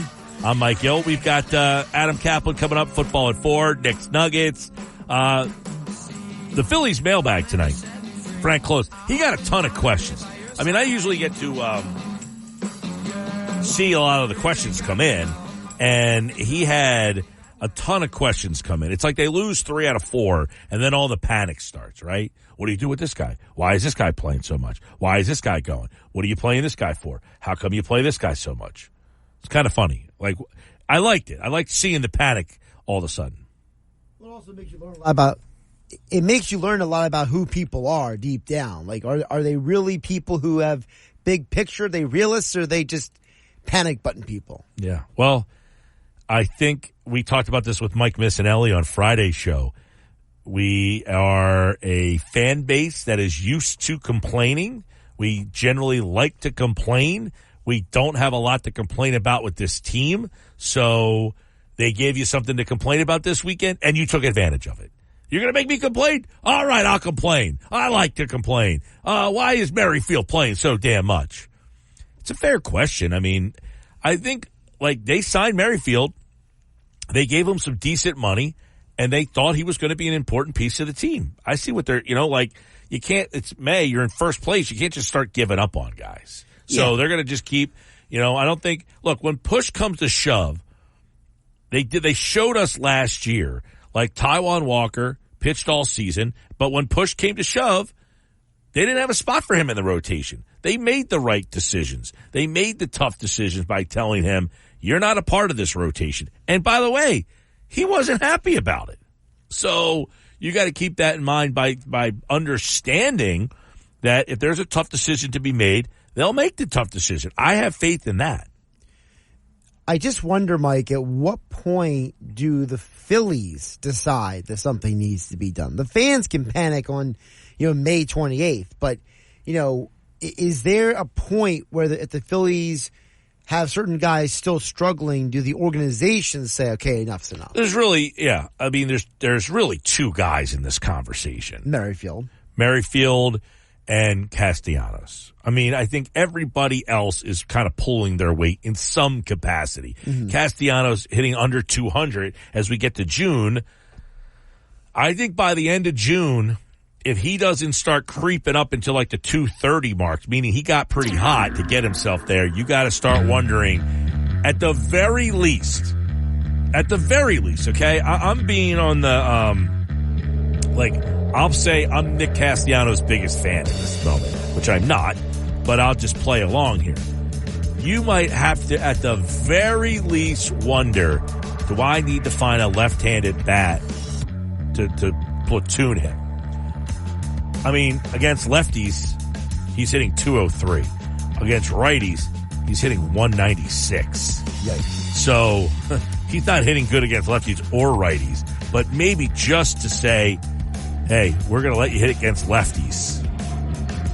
That could be something maybe around the 4th of July. You wait that long. When we come back, Adam Kaplan, football at 4. Could the offseason have a new look? Stick around. That's next. 97.3 ESPN presents The Sports Bash with Mike Gill.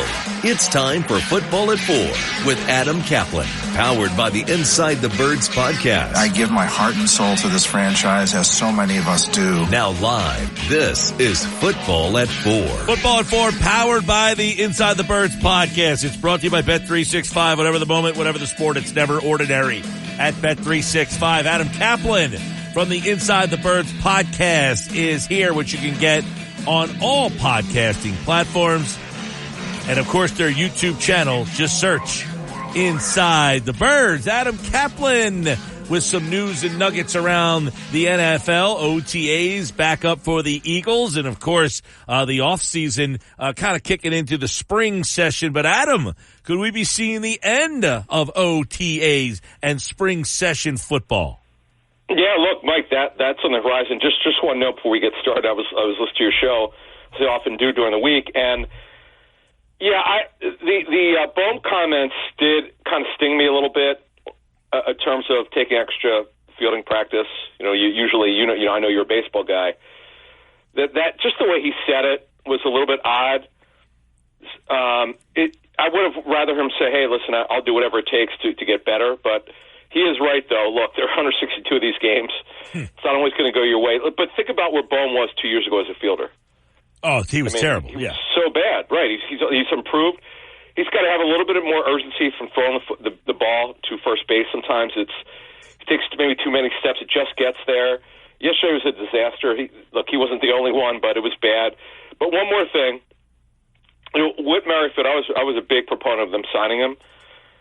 At this point, he's kind of like he doesn't have an enormous contract. I don't know why they feel they need to play him. He simply can't hit anymore, Mike. Maybe he's just lost it at 35 years old. Yeah, he's been an interesting, guy who was an all-star last year, but the second half of the year he was not good last year. So you wonder if he just kind of has lost it and won't regain that form again. But he's been bouncing all over the lineup. He doesn't play every day, so you wonder how much that factors in as well. Right, and then with Castellanos, it's simply contract. It's like with Taijuan Walker. You would have to ask yourself, and I'm looking at social media today, people are beside themselves with Taijuan Walker. Yeah, folks, it's about the contract. These are fully guaranteed contracts. The players have to play. Castellanos, he's got to play. Although correct me if I'm wrong. I would have to look it up. Did they sit him? We know how great he was in the first half. He was an all-star. Second half, he was terrible. Did they not sit him at least once or twice just to try to get him righted last year? I thought they did. I thought Thompson did, but I might be mistaken about that. Yeah, this year he's played the most games out of everybody on the team, so it's been kind of it's been kind of egregious so far. But they're winning in spite of him, and maybe they're just hoping he comes out of it and has a big second half of the year. We'll see what happens there. But this news today is kind of interesting about OTAs. They could be gone. The NFLPA is working to kind of overhaul the entire offseason. We could have a whole new look. So do the players want this? Do the coaches want this? Do the teams want this? We could be looking at a whole new structure of off-season football. Yeah, this story from NFL Network, so I could give you some background. I'm going to go back to the 2011 CBA, that agreement, and talking to someone then who was involved in it, and I've talked to this person a bunch since, who's involved in negotiation. The players wanted their give-backs. Each side in negotiation, Mike, as you know, has certain things like they're willing to give up. The owners were more than happy to give up off-season practices or some of them or access that people would have, that the clubs would have to the players. I mean, it just was kind of comical, and because it didn't cost them money.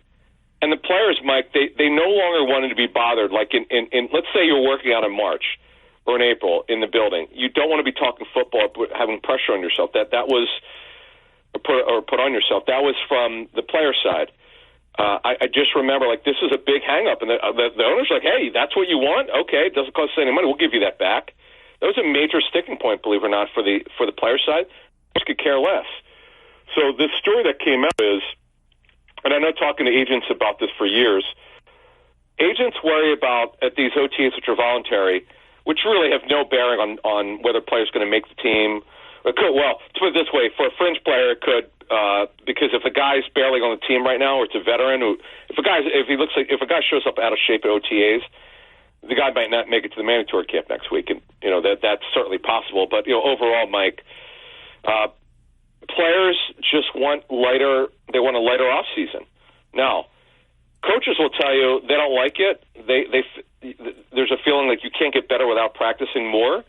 But the coaches will also tell you they're used to this now. It's been going on now for 13, 14 years. So what's happened here is because the NFLPA, the NFL Players Association, speaking with the players, they want even less because the voluntary camps, Mike, they're just not important. I remember Bill Polian, the Hall of Fame general manager for the Colts, telling me that he just didn't think it was very, very important for veterans to be there. It was very important for rookies and second-year players to be there for development. But GMs will tell you they'd rather have them than not have them. But the coaches are pretty emphatic for the most part that players work out. But overall, the players want them to be gone. So in the story, what would happen is there would be no OTAs in May. The players would show up. And I would guess it would be mandatory. I haven't seen the language in the proposal. But the bottom line is, Mike, is the players will not have to show up until mid-June, and then maybe your off-season program is like mid-June to early July. You get 3 weeks off, then you have training camp, and also training camp could be longer. We just don't know yet because we haven't seen the language. But the bottom line is the players want more time off. That's a big part of this. I know how the owners think. They'll go, okay, we'll be happy to give this to you, but what are you giving us back? That's the part about this, and I remember distinctly writing about this for FoxSports.com when I was working for them during the negotiation. Is that what will the players give back the owners? That's certainly part of this. Yeah, and that could really change. Now, Josh was telling me earlier that I think it was Albert Breer who tweeted something out about it doesn't sound like this is going over very well. From who, Josh? But from which side? The coaches are he said this is not going over well from the coaches. You never like it, yeah, for the most part, yeah. So that he doesn't think it would pass because, or the coaches are not going to back this. I think, as you just chronicled, they want this out there. I mean, they want their players there, and some of it too is the more time they're away, the more time they have a chance to get themselves into trouble. Yeah, But again, coaches, they use the term, they want their hands on the players. They want to develop them. It's very important because coaches want to keep their jobs. They want the players to advance. Whereas once you're a veteran, once you're in the league 4, 5, and 6 years, Mike, you feel like you don't need to be there. This is going to be a very interesting push and pull. As I talk to more coaches as we go along here, and remember the mandatory camp for the Eagles is next Tuesday, Wednesday, and Thursday. Then they're off for the summer. Just think about it, Mike.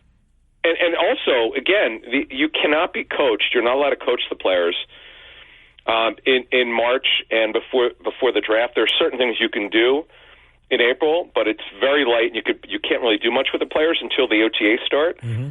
So it's fascinating. I don't think it's good for player development, but the veteran players are just done with it. And here's the other thing the agents tell me. They're very worried about their players getting hurt in these meaningless practices in terms of long-term about where they're going to be as players. Because think about it. Let's say you've played year 3, right? Remember, after you've played year 3, you could have your contract extended if you're a drafted player. Let's say you suffer a bad injury in May. Well, there goes your contract extension. When by the way, it's voluntary. You don't even have to be there. Yeah. By the way, the exact tweet says, let's just say this new proposal to scrap off-season programs, start training camp with a ramp-up period in June, and eliminate the annual summer break in the NFL calendar is going over like the Hindenburg with coaches and front office people. So, it doesn't sound like they're getting a lot of traction on this one. But will the owners okay it? I guess that's what we'll see, and we'll keep our eye on that because we know what. I guess one of the things that's going to be coming down the pipeline, too, what is 18 games and 2 buys? That's being coming. Strongly pushed, right? That's good. Listen, Mike, if you remember, the NFLPA said no way will they agree to a 17-game season. It went from we'll never agree to it. Their language is strong. Over a series of months and a few years, they would agree. Yeah. So the commissioner was out in front in interviews this offseason about getting rid of these, Goodell, Roger, I know Roger's language. When he wants something, he'll actually be pretty out in front of it, saying about the preseason games aren't needed. So they'll go down, as you just said, to 2 and 18 games. That's going to come. It'll come in our lifetime. It'll come someday down the road. And I was against it, but I got to tell you, if it also helps more teams get into the playoffs. Remember, we had an extra team in each conference get in. No, and also, Mike, we haven't seen. I don't think the football's been bad. It's not like they're. I know it's look, every 5 or 6 years a team might be not very good who gets in, but for the most part, I think the teams that deserve to get in have gotten in. All right, Adam Kaplan. Speaking of getting in, to do so, the Eagles are going to have a interesting back end of the schedule. We've gone through most of it, the first 8 weeks of the schedule. Let's take a look at that 9 through 12 area and how this could go, because we talked about it on Friday. The Bengals game, I think that's the start of an interesting stretch. You had the Bengals and the Jaguars, and that leads us to where we are right now against the Dallas Cowboys. That would be a tough spot there against Dallas. Obviously, this is probably one of the 2 games that, could lead up to the division here. As we know, Dallas hasn't done a lot this offseason, though. So what kind of Dallas team can we anticipate?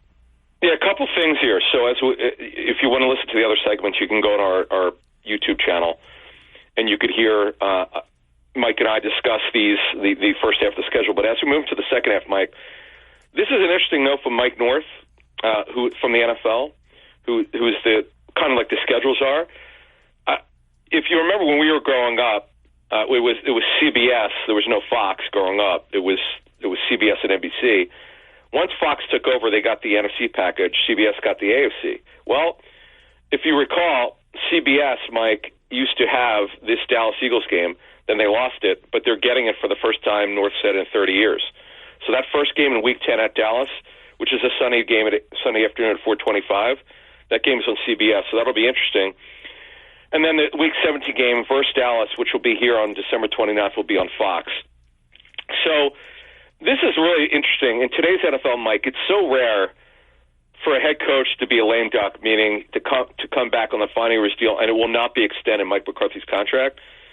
Most of us thought he'd be canned after their terrible home loss. They got blown out and embarrassed by the Packers, but He's going to come back on the final year of his deal. And Mike Zimmer's the new defense coordinator. The defense will change under Zimmer. He runs an old school 43. Michael Parsons will probably play more with his hand down. Dak Prescott, speaking of final year of his of deals, he's on the final year of it. They waited. His cap number from the last extension and restructures is really up there. So it makes it that they've tried, but they to no avail. So that right now he's going to play on the final year of his deal. Ezekiel Elliott, Mike, this is crazy. He'd be their starting running back as of now if they don't add anybody else of significance. I mean, let's not forget they cut him, Mike, within the last 2 years, and now he's back. That's crazy. They'll have a new number 3 receiver, Jalen Tolbert, who we saw at the Senior Bowl a couple years ago out of South Alabama. And then they're going to have a new center and a new left tackle who both were drafted. So, look, it's going to change. The defense, the talent, the starters are mostly going to be the same, but the scheme will change. But it is crazy. They're a heavy passing offense anyway. They're not going to be able to run the football well. They're going to come out in 11 personnel like the Eagles, and they're going to be throwing it. Yeah, that's a team that should be interesting. They lost a lot of pieces. Pollard's down in Tennessee now. Zeke Elliott, as you mentioned, back, so we'll see what that means for the running game. Holy mackerel, Zeke Elliott, the starter at running back for Dallas, who faced him in Week 10 and in Week 17. Next up, another division foe, it will be Washington, who you will also face in week number 16. This is on a bounce back to a Thursday night. We had Andrew Brandt on when the schedule came out. He said one of the things you look at is when you have a short week, who do you play before that game? So they're going to play Dallas ahead of Washington on Thursday night football. So back-to-back division games with a short week here. Yeah, so in Week 11, they will host them on the Commandos on November 14th.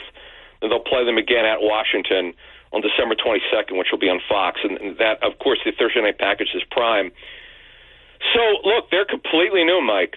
New offense, new defense, new head coach, new front office, by the way, new ownership. And Josh Harris gets the first full season under his ownership. Sixers owner, of course, and his group with the New Jersey Devils. We'll see what this looks like and how he handles everything. But because Cliff Kingsbury, who, by the way, interviewed for the Eagles' offensive coordinator job, they're also going to be a heavy 11 personnel team. So it's good that the Eagles, they finally addressed their cornerback position, and they should be able to match up pretty well. Jaden Daniels, the first-round pick, is going to be their quarterback. And Marcus Mariota will be the backup. Brian Robinson's the running back. And Austin Eckler is going to be a backup for the first time in his career. Now, they are not deep at receiver. This is a problem. They're not real talented behind the two starters, McLaurin, of course, and Dotson. They're going to have a new center, left guard, and left tackle. Their defense under Dan Quinn is going to be different. They're going to be more of a multiple look. He runs a 43, but multiple looks. They have very little pass rush. They're going to be really good at linebacker. 2 new starting linebackers. Bobby Wagner. It is going to be so weird to see Bobby Wagner in a Commander's uniform. They're going to play a lot of 4-2-5. He likes to play a lot of 3 safety looks. Very average at corner. This is a game, Mike. The Eagles should be favored even on the road. I know this. Watching every once in a while plays the Eagles tough, but these are games the Eagles should win. Yes, the Washington football team. Although I wonder if that's the team. Every year, Adam, there's a team that goes from worst to first. We can't really find one that is like, we can't find one that makes a lot of sense. Could they be last year's Houston Texans with that new quarterback, number 2 pick, and just completely exceeds expectations? There's not a lot of options of teams that can go from last to first, at least by looking at the standings last year. I know everybody says that every year. Jets have to be the Jets. The Jets didn't finish they weren't last but they were terrible. Yeah. I guess the best option is Cincinnati, but I mean that's a tough division. Right, because Burrow got hurt. But, yeah, look, every year it happens. I remember the year that the Rams got to the Super Bowl, no one saw it. 2 years ago, the Jaguars came out of nowhere after the Urban Meyer experience. Then they moved to Doug Peterson. It was like a breath of fresh air. Texas came out of nowhere, 5.5 win total. They were given by odds makers. It's crazy. It's why we love the NFL. But getting back to the schedule, okay, so after Washington in Week 11, they play at a team they know very well. They're playing at the Rams once again. They're back to Sunday Night Football, Mike, November 24th on NBC. They played in Week 5 last year. The Eagles won. They didn't play that well, but they won. They're another heavy 11 personnel team. They're going to come out with a lot of 3 receivers. Blake Corum, one of my favorite running backs for the draft, will team up with Kyron Williams. Had a breakout season if you play fantasy football, Mike. They were great. Demarcus Robinson is their third receiver, Mike. He'd only really been a special teams player in his career. He was so good as their third receiver, they took him off specials. He's back on a one-year deal. They're terrific inside. They're okay at tackle. Their offense is phenomenal. It's tough to defend them, Mike. It really is. Defensively, no Aaron Donald and no Raheem Morris. Their defensive coordinators now, the head coach of Atlanta. Brandon Fisk was their second-round defensive tackle draftee to go with Kobe Turner, who was a great rookie season. They're not great at the edge rusher, not very good at corner. Tre'Davious White comes back from yet another major injury, comes over from Buffalo. Jamarius Williams, who started his career with the Rams, is back.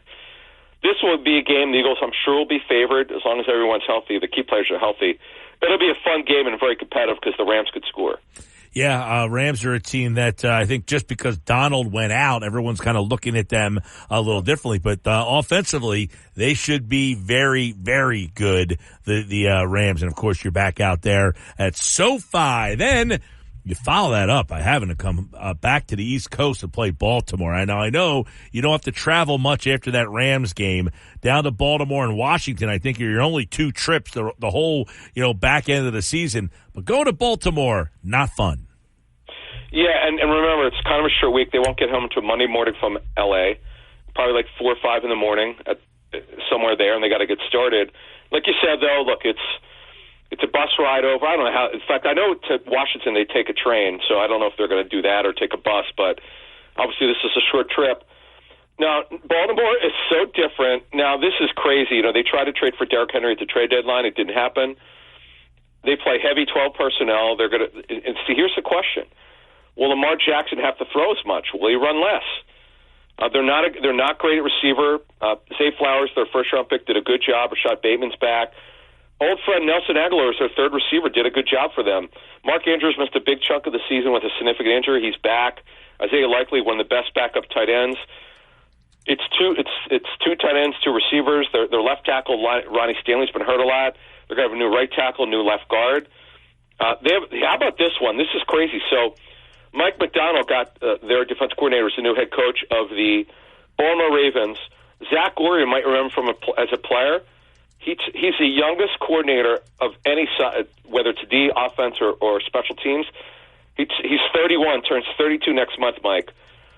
Wow, that's a big ask, but hey, he's a pretty sharp guy. And Justin Matabuki, who signed a mega extension, that's the guy, the D tackle that you got to worry about. This is a great matchup. This is the matchup of the year for the Eagles, Mike. December 1st, Sunday on CBS. That'll be a great matchup in Week 13. All right, there you go. We take a little look each week here with Adam Kaplan, an inside look at the Eagles' schedule of games, their opponents, and there's just a little look at the next 4 group of teams. We'll look at more on Friday as, man, I tell you, Adam, we laugh. By the time you're on, we'll be into June. June is done, right? As soon as June is done, we start thinking about training camp. So essentially, we're getting into training camp mode here pretty quickly. It's going to be happening before we know, because we know once Memorial Day rocks and rolls, it starts cruising in through June, and then July is football month, right? Mike, and think about this. If, again, as we said earlier in this discussion today, if the owners, if this actually gets to the ownership level and the owners actually say yes, well, think about it. It could happen as soon as next year. What will we talk about in June before the practices start? We're might have to talk about wrestling and old school NWO, man. Because I mean, honestly, or some of your favorite wrestling stories. I've got some because I worked in the business for a little bit, so I could sort of go back to my mind and my Rolodex of some of the things that I saw. That would be fun. All right, Adam Kaplan, everybody, and of course, don't forget to check out and download the Inside the Birds podcast. Those guys are still cranking out summer and spring material, and go to their YouTube channel. Just search Inside the Birds, and you'll find a lot of great content for the Eagles off season, which OTA is getting on the way. By the way, as we're having this conversation, I just got an email from the Eagles and Brett Stoshacker for the media schedule. They will have practices beginning on Thursday, 12:50. Players will be speaking to the media. So on Friday, I'm sure we'll have plenty to talk about with Adam here on Football at 4. Adam Kaplan, everybody. Thanks, bud.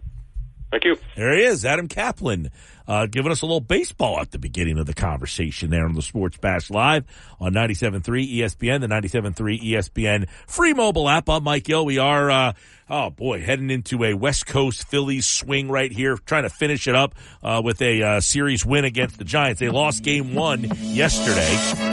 They'll throw Zach Wheeler tonight, trying to even the series up, and then they'll play. It's a 4-game set, or is this a 3-gamer? They play San Francisco for. They played them a 4-game set last time. It's a 3-gamer, and then they're off Thursday. They're back home Friday, Saturday, Sunday, and Sunday, by the way, is Sunday Night Baseball in Philadelphia. It'll be Taijuan Walker getting the Sunday Night Baseball. Their pitching lines up. It's Wheeler, Sanchez, Nola, Suarez, Walker. Somewhere along the line, their rotation got messed up a little bit. Because obviously it starts off Wheeler, Nola, Suarez. Now they got Sanchez in the 2-hole somehow. Knicks Nuggets are coming up. Nick Earnshaw is back with another edition of Knicks Nuggets here on the Sports Bash Live on 97.3 ESPN, the 97.3 ESPN free mobile app, powered by First Bank of Sea City. Don't forget, watch the show live on the X platform at 973 ESPN. Use the hashtag SBLive. It's with Mike Gill. Do I have everybody's attention now? On 97.3 ESPN and the 97.3 ESPN free mobile app. Sports Bash Live, Tuesday edition.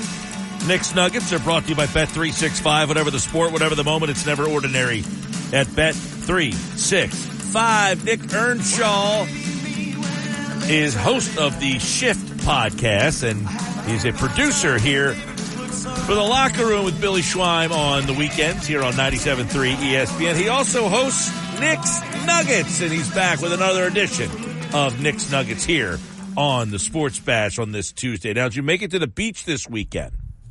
I semi-made it to the beach this weekend. I went to Las Scales on Sunday night. Oh, so wow. That's a big revelation. Yeah, got down there. So that was a really good time. Enjoyed it down there with those guys. It was awesome. Had a great time there, but I didn't get to lay out on the beach, unfortunately. You know, I was working. Was somebody sitting in your chair? What's that? Was somebody sitting in your chair? No, nobody was sitting in my chair. No one took my chair this weekend. So that was a plus. That we made it through this Memorial Day weekend with nobody sitting in my chair. That was fantastic. I had a guy. So I'm happy with that. I had a guy come up to me this weekend. He said, "Yeah, I was listening to your Nuggets segment," and he said, "I never had that happen to me before. That someone sat in his chair." I said, "Yeah, me neither. That's a first." Yeah, see, I'm unique to these situations, apparently. These things only seem to happen in my area, in my life. So, hopefully maybe someone out there, it's happened to them where they've had someone sit in their chair, not once, but twice. It's happened to me on numerous occasions down the shore. So hopefully that didn't happen to anyone this weekend enjoying their Memorial Day weekend. You didn't have a chance to get out of your seat. It was so packed down there. No, you didn't. You kind of just had to stay down there and kind of hold down the fort. So there wasn't much of a chance to go and see, I guess, the rest of the beach. But yeah, nothing like that happened to me this weekend. I had a good weekend. It was fun. We had a great time in the locker room this weekend. That was a great time. That was all over the place. We had some great debate on there as well. So it was a good weekend. Nobody sat in my chair. I consider that a win, Mike. All right, so let's get into the Nuggets. What do we got today? All right, I think so. Nugget number one. We have to stop with this. Social media is treating every Phillies game like it's a football game. Now, I started noticing this trend kind of happening with the Sixers over the years too. Sixers Twitter, or Sixers X, I should say now. They kind of treat every game like it's the last and everything's falling apart. And that's what it feels like with the Phillies. The Phillies have lost 2 straight games. Fine. They lost to Colorado. They lost to San Francisco last night again. Now, the Phillies have only lost 2 games in a row 3 times this season. It was March 29th and March 30th, April 23rd and April 24th, and now May 26th and May 27th. Only happened 3 times this year. But we have to remember, the Phillies are 38-17. We can't hit the panic button every time they lose a couple of games. They have had a fantastic start, and they have been playing really good baseball. All right, they had a clunker in Colorado. They're out west. They lost last night. You get Zach Wheeler back on the mound tonight. They haven't lost 3 games straight all season long. I expect them to bounce back tonight because that's what good teams do. And I'm just over the panic after 1 or 2 games. There's 162 games left in total in a season. So everyone just take a chill pill and relax. The Phillies are going to be fine. Mike Gill. Oh, yeah, no doubt about it. I mean, listen, is it frustrating that you lost to Colorado, a terrible team? Yeah, but, over the course of 162, you're going to go through ups and downs, and you're going to lose series to bad baseball teams, especially when you're playing on the road and you have the West Coast trip.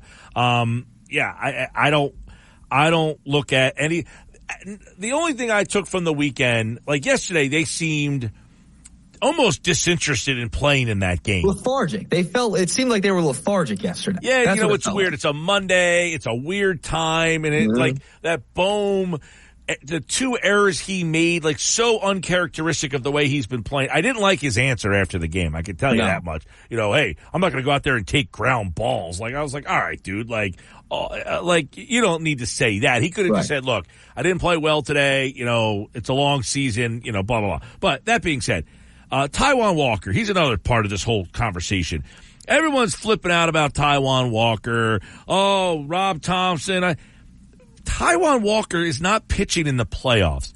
So they're going to give Taijuan Walker a little bit longer of a leash because, quite frankly, they want him to eat up innings. They don't want to burn their bullpen.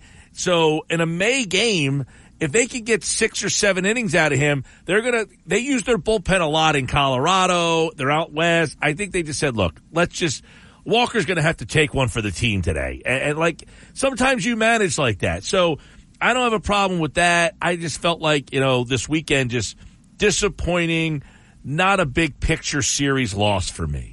No, not for me either. That's what's gotten me so frustrated with seeing everyone kind of freaking out on social media about the Phillies losing a couple games in a row. I know they lost 3 of 4. They haven't lost 3 of 4 since I believe the first series of the season when they lost to the Braves.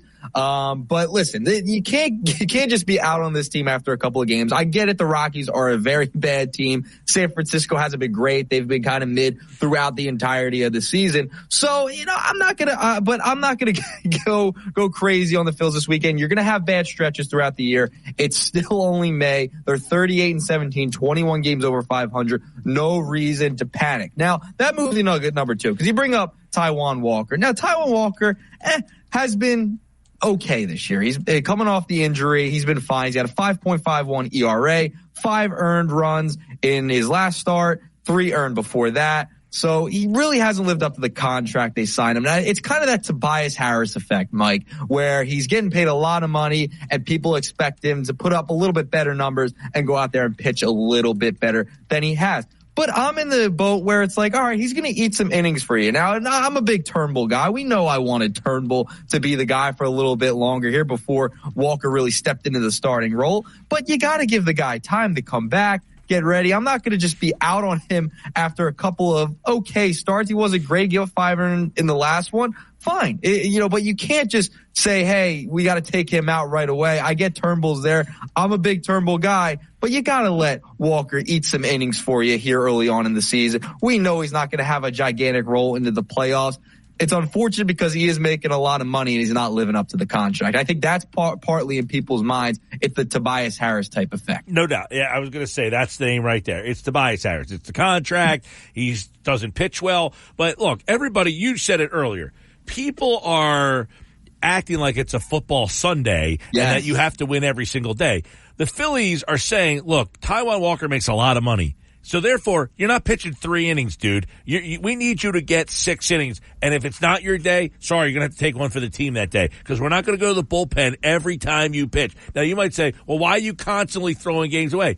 Walker's 3-1. They're winning games when he pitches. It's just, I don't know. People like to complain. People like to say they know more than everybody. Look, nobody thinks Taijuan Walker. He's not going to pitch in the playoffs for them. He's not a part of their playoff rotation. But what he is, he's an innings eater in the regular season. They're going to try to get 6 innings for him almost every time he goes because they don't want to tax their bullpen if they don't have to on days he pitches. Yeah, and you have to remember, he's the 5th starter. He's not the ace of the staff. You have Wheeler, Ranger, Nola, Christopher Sanchez has pitched pretty well for you. He's 5th in line. He's not the ace of this staff. Now, if he's the ace of this staff and he's literally maybe the 2nd starter, 3rd maybe, then I'd have a little bit more of an issue. But he's the 5th starter. You got to have a guy that's going to eat innings. He's been doing that. And he hasn't been bad. 5 earned, 3 earned. He's given up 2 earned in a start as well. The worst one was his first start back where he gave up 6 earned. He gave up the grand slam that game. He's been fine. It's not like he's been awful every single time out. He has been giving you what a 5th starter should probably give you. Now, is he a little overpaid for being a 5th starter? Absolutely, in my estimation. But he's a guy that's going to eat your innings early on in the season because you can't have you can't tax your bullpen guys early on in the year. That just can't happen. They can't be gassed by the time you get to September and October when you're going to have these guys in high leverage situations and you're going to maybe need a guy to come in maybe in the 4th inning, 5th inning, get an out or something like that. You can't have them taxed and gassed by the time you get to the big games later on in the year to win a division series and a championship series. That said, I will say yesterday the way he kind of managed the bullpen. It was weird. It was weird, but I think he got to the point where Strahm hadn't pitched in a couple days, and I think he just wanted to try to get him some work. But I don't know why he went to Ruiz there, who had pitched a couple times over the weekend, and you were like, all right, Dominguez threw a couple times. Kerkering had thrown like an inning and 2/3, but he only threw 14 pitches. So right. I did think the way he went to Ruiz yesterday and then Strahm, but I think he got to a point where, all right, I need to get Strahm some work here. Yeah, I think so too. You wanted to get him in, get him some pitches, get him some work out on the West Coast as well. So it was odd. It was an odd game. You're going to have them throughout the season. So it was weird how they managed it. Obviously, earlier didn't like the Alec Boehm comments either. It was just one of those odd games for the Phillies. I think they bounced back tonight. You get Wheeler on the mound. You also had Snell on the mound for the Giants yesterday too. He's been a pretty good pitcher over the course of career. So it was just a weird one. You got to flush it. You got to move on to the next day. I think that's where the Phillies are at heading into tonight. Listen, they're 2 games away from winning 40 games, and we're not even in June just yet. So they're doing okay. I will say this. You look at the standings, all of a sudden the Yankees are right there with them. They're only 1 game behind them in the win and loss column. So the Yankees are quietly having a pretty good start, and they're not getting the same attention it seems that the Phillies are. No, they're only getting attention with their penny pinching owner who doesn't want to spend money anymore. Made comments the other week. Just put that out there. But yeah, the Yankees have played well, and they haven't even had Garrett Cole either. So that they've played really well. To start the year too over in the American League. Maybe you get a rematch at 2009. Who knows at the end of the season? A lot of baseball left. But all right, nugget number 3, sticking with the major leagues. And this was something that came out late last night. A famous umpire is retiring from the game of baseball, Mike. Angel Hernandez is retiring after over 3 decades in the majors. He has been at the disdain of fans, managers, and players alike. We've seen him throw out Bryce Harper, Kyle Schwarber get upset with him. He has been known as not one of the best umpires in the league. Mike, your reaction to seeing Angel Hernandez finally retire, and he is now out of Major League Baseball. Well, he didn't retire. Let's make that clear. He was pushed out, and this was a nice way. He had not umpired a game since May the 9th. Yep. From my understanding, the CBA with the Umpires Association is about to come up. So this was their chance to say, listen, we got to do something about this guy. And they ended up saying, look, you got to take the buyout. You got to get out of here because they're giving us crap about you. I was listening to a podcast with Dave Sampson today, Nothing Personal, one of my favorite podcasts, and he was talking about, the teams for years would go to the umpires in Major League Baseball and say, listen, this guy's terrible. And, he would say the answer was he's bad for both sides. Like, they acknowledge he was bad. The problem was, Angel, he sued Major League Baseball about discrimination. They said he wasn't getting, to be a crew chief or, playoff games because of his nationality. So he sued Major League Baseball. He lost on all fronts. And it's like baseball just wanted to come out and say, you stink, but you still have a job. So this guy has been terrible for 3 decades. It's funny to hear Dave Sampson, who was the president of the Marlins, acknowledged it. Yeah. Teams acknowledged that he was bad, and that the Major League Baseball acknowledged that he was bad. And they said, look, he's bad for both sides. That's an embarrassing answer, by the way. Yeah, it's funny. It was funny. I did see that clip that you are talking about with Sampson, that he said he was bad for both sides. All right, that's fine. He was awful. I mean, you could tell players had disdain for him, managers as well. I mean, just watching the clip, remember the clip of Kyle Schwarber last year getting tossed? I mean, he didn't care whatsoever. He went right at him. Harper too. Harper ran straight down the third base line after a play where he checked his swing, or at least he thought he checked his swing, and Angel Hernandez called him out on strikes from the third base line. So they're putting out highlight tapes of this guy of missed calls. I've seen highlight tapes of Angel Hernandez going around the socials that, all the missed calls he's had at the dish, at the plate, as the home plate umpire, as well as in the field. So if you have a highlight tape of bad calls, clearly you weren't doing something right, Mike. Listen, yeah, clearly you're not doing something right. There's a whole thread of Twitter X posts of him messing up and making bad calls and just completely botching stuff. Look, when you're known for that and that only, that's a bad thing. And Sampson had a funny thing. He was like, the people that he thanked were like the clubhouse attendants, like stuff like, it was just like, but yeah, it's just like, we always wonder, okay, what's the repercussion for being bad at your job? Like, right. And if it's acknowledged by Major League Baseball that this guy stinks and we can't do anything about it, that's what I think fans get upset about, when the officiating in sports is bad and then there's no repercussion and it's like, well, he's bad for both teams. That's not an answer. Like, that's not helping. No, that's not helping anybody. And we saw it in the NBA playoffs this year. I mean, we just saw it in the Sixers-Knicks series, right? They put the L2M report out saying they got it wrong. It also happened in the Knicks-Indiana series, too. So, it's like, when do the repercussions come in for being bad at your job? And Angel Hernandez was not good at his job.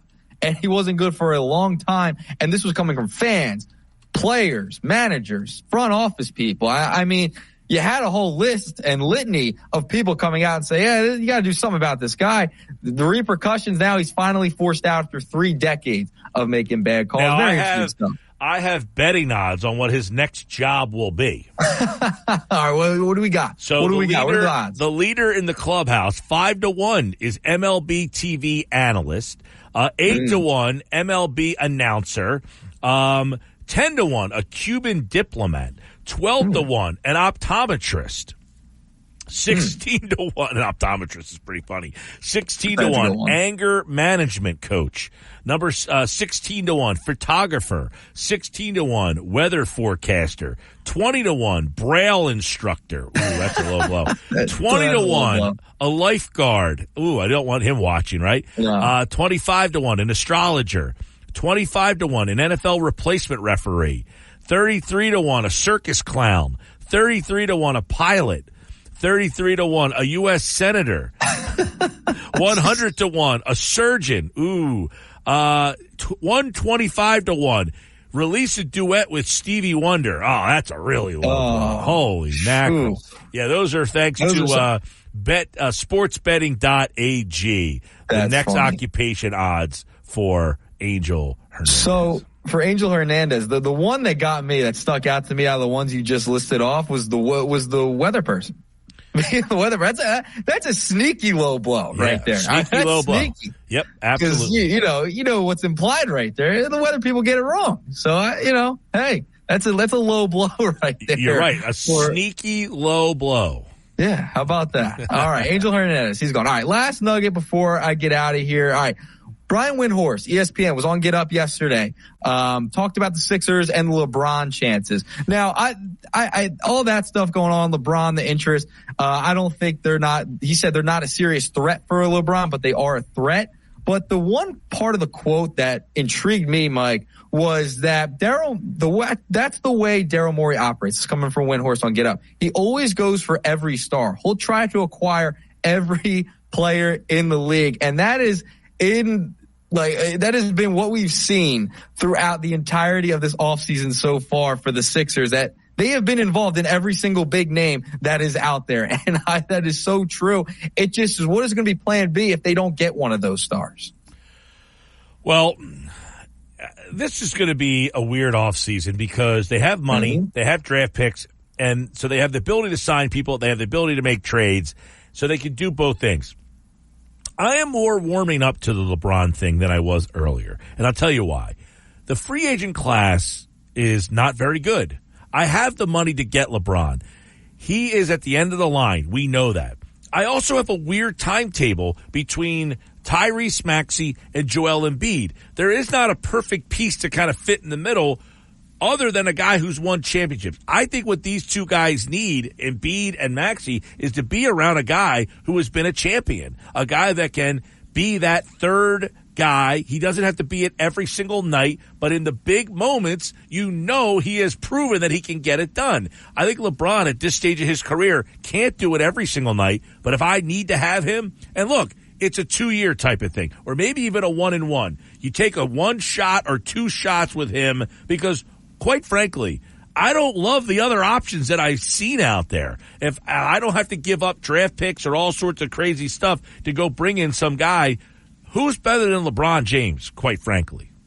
Yeah, I mean, if you look at it from that perspective, very true, because Paul George has never won a title. Jimmy Butler, been there, but never won a title, right? I mean, these are two guys that have been floated around the most. They've never won titles before. And well, what's interesting, the caveat here is the Bronny thing, right? Like, he's declining now. He's declined 10 workouts. He will only work out for the Lakers and the Suns. Those are two teams that, you know, obviously LeBron could go back to the Lakers, but the Suns have now been emerged as maybe a suitor for LBJ. So I'm very curious to see how this works out, because you had Rich Paul come out also and say that LeBron is a free agent. So they're going to test the market. I mean, they're going to see what's out there. And you know, Daryl Morey will inquire, at least to some degree, with some type of star, and that'll be LeBron James. You know, he'll inquire about him. Yep, no doubt about it. And I think if you take a look at LeBron, a 3-year, $157, that's a deal that the Philly, something to that effect, by the way, the max deal, it's something that the Sixers can do.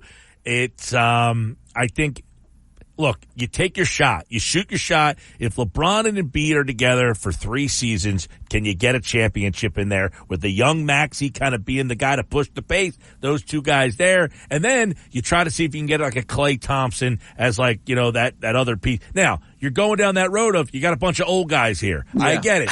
But Joel Embiid is still young enough to help be the MVP with veteran players around whom who have won championships. Maybe that's the direction. They tried everything else. Maybe that's the way to go. Bring in guys with championship pedigree. We were talking about this today earlier. You know, you look at Boston. Tatum and Brown, young guys, get to the final, get to the Eastern Conference. They can't get it done. They bring in Drew Holiday, that championship pedigree guy. Maybe the Sixers need to follow suit. Yeah, we'll see. I don't know how much I would love bringing LeBron here, but it's something that's out there for sure, Mike. So we'll see what happens with the Sixers. But that's my 4th and final nugget today. A 4-pack for you, Mike. All right, there's Nick's Nuggets here on the Sports Bash. They're brought to you by Bet365. Whatever the sport, whatever the moment, it's never ordinary at Bet365. All right, Nick, we'll see you tomorrow, man. All right, have a good one, Mike. New episode of The Shift out tonight. Ooh, get it on all podcasting platforms. All right, the new episode of The Shift is out. And, of course, this is the Sports Bash Live on 97.3 ESPN, the 97.3 ESPN free mobile app. And if you're watching on the X platform at 97.3 ESPN, you can use the hashtag SBLive, and you can check us out over there. You'll see Frank Close is coming up at 5 o'clock. The Phillies mailbag has a ton of questions in it today. Nick said it. We have Panic at the Disco for Phillies fans. Frank Close, is panic warranted? We'll ask him. Coming up next on the Sports Bash Live on 97.3 ESPN, the 97.3 ESPN free mobile app powered by First Bank of Seattle City and streaming live on the X platform at 973 ESPN. Use the hashtag SB Live. More Sports Bash coming up with Frank Close, our Phillies insider. His mailbag answers your Phillies questions. Coming up next. This is the Sports Bash with Mike Gill on 97.3 ESPN and the 97.3 ESPN free mobile app. Now live from inside the Ocean Casino Resort Studio, here's Mike Gill. 5 o'clock, Sports Bash, 97.3 ESPN. Phil's out in San Francisco tonight. Zach Wheeler gets a start. Phil's losers of 3 out of the last 4, but they still have a 6-game lead in the National League East. Frank Close's Phillies mailbag. He's back with answers to your questions. I saw a lot of questions coming in for Frank. You can tell the Phillies lost 3 out of 4. Things go well, not as many questions. Phillies lose 3 out of 4. Frank, you could have made 3 pages worth of Frank's Phillies mailbag this week. It's brought to you by Bet365. Whatever the sport, whatever the moment, it's never ordinary at Bet365. Yeah, it's never ordinary when Philly sports teams lose. And the Phillies mailbag was flooded with questions for Frank. So let's dive in to some of the mailbag questions with Frank Close from 97.3 ESPN.com. What's up there, Frank? Not much, Mike. How you doing? All is good. Did you notice the volume of questions after a couple losses seemed to be, the tone changed a little bit? It sure did. You'd think the sky was completely falling and the Phillies have the worst roster in the history of baseball, but no. I will say, the nice thing is, if you're a Phillies fan, a lot of the questions were really about the outer edges of the roster and not so much about the core of the roster. So that's usually a good sign that the team is doing pretty well. Right. And there was some questions regarding a player from off the roster, one that got hurt down in Atlanta. So let's start off with that. How much is that injury, Ronald Acuna Jr., ACL, out for the year, factor into Dave Dombrowski's aggressiveness at the deadline? Do you think that changes his outlook or intensifies their 6 games up? Do they look at Atlanta as a team that's not as big of a competitor right now, or do they think it's time to put the foot down? Well, first, I want to acknowledge what a blow to not just the Braves, but all of Major League Baseball to lose Ronald Acuna Jr. That's his second ACL tear. His first one happened back in 2021. He tore the other ACL in the other knee. And they've also lost Spencer Strider, their ace pitcher, a really young-looking ace pitcher that they have. And so, that's not good for baseball. In fact, if you're a Phillies fan, you probably want to see them have some really good competition with some of those players. Now, I will say this, the Braves still have a ton of talent left. They should not be counted out.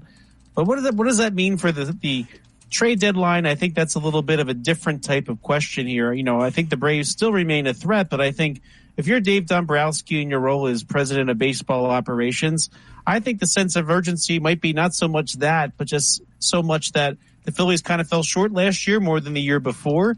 And they're kind of in that window where they've got a lot of these players in their prime. And I think that he's going to be looking for any opportunity he can to supplement that core of Phillies talent and get them to not just the playoffs, but to the World Series and win the World Series this time, right? So if you're just looking with them in relation to the Braves, I don't think he's looking at that situation and trying to match it 1-for-1.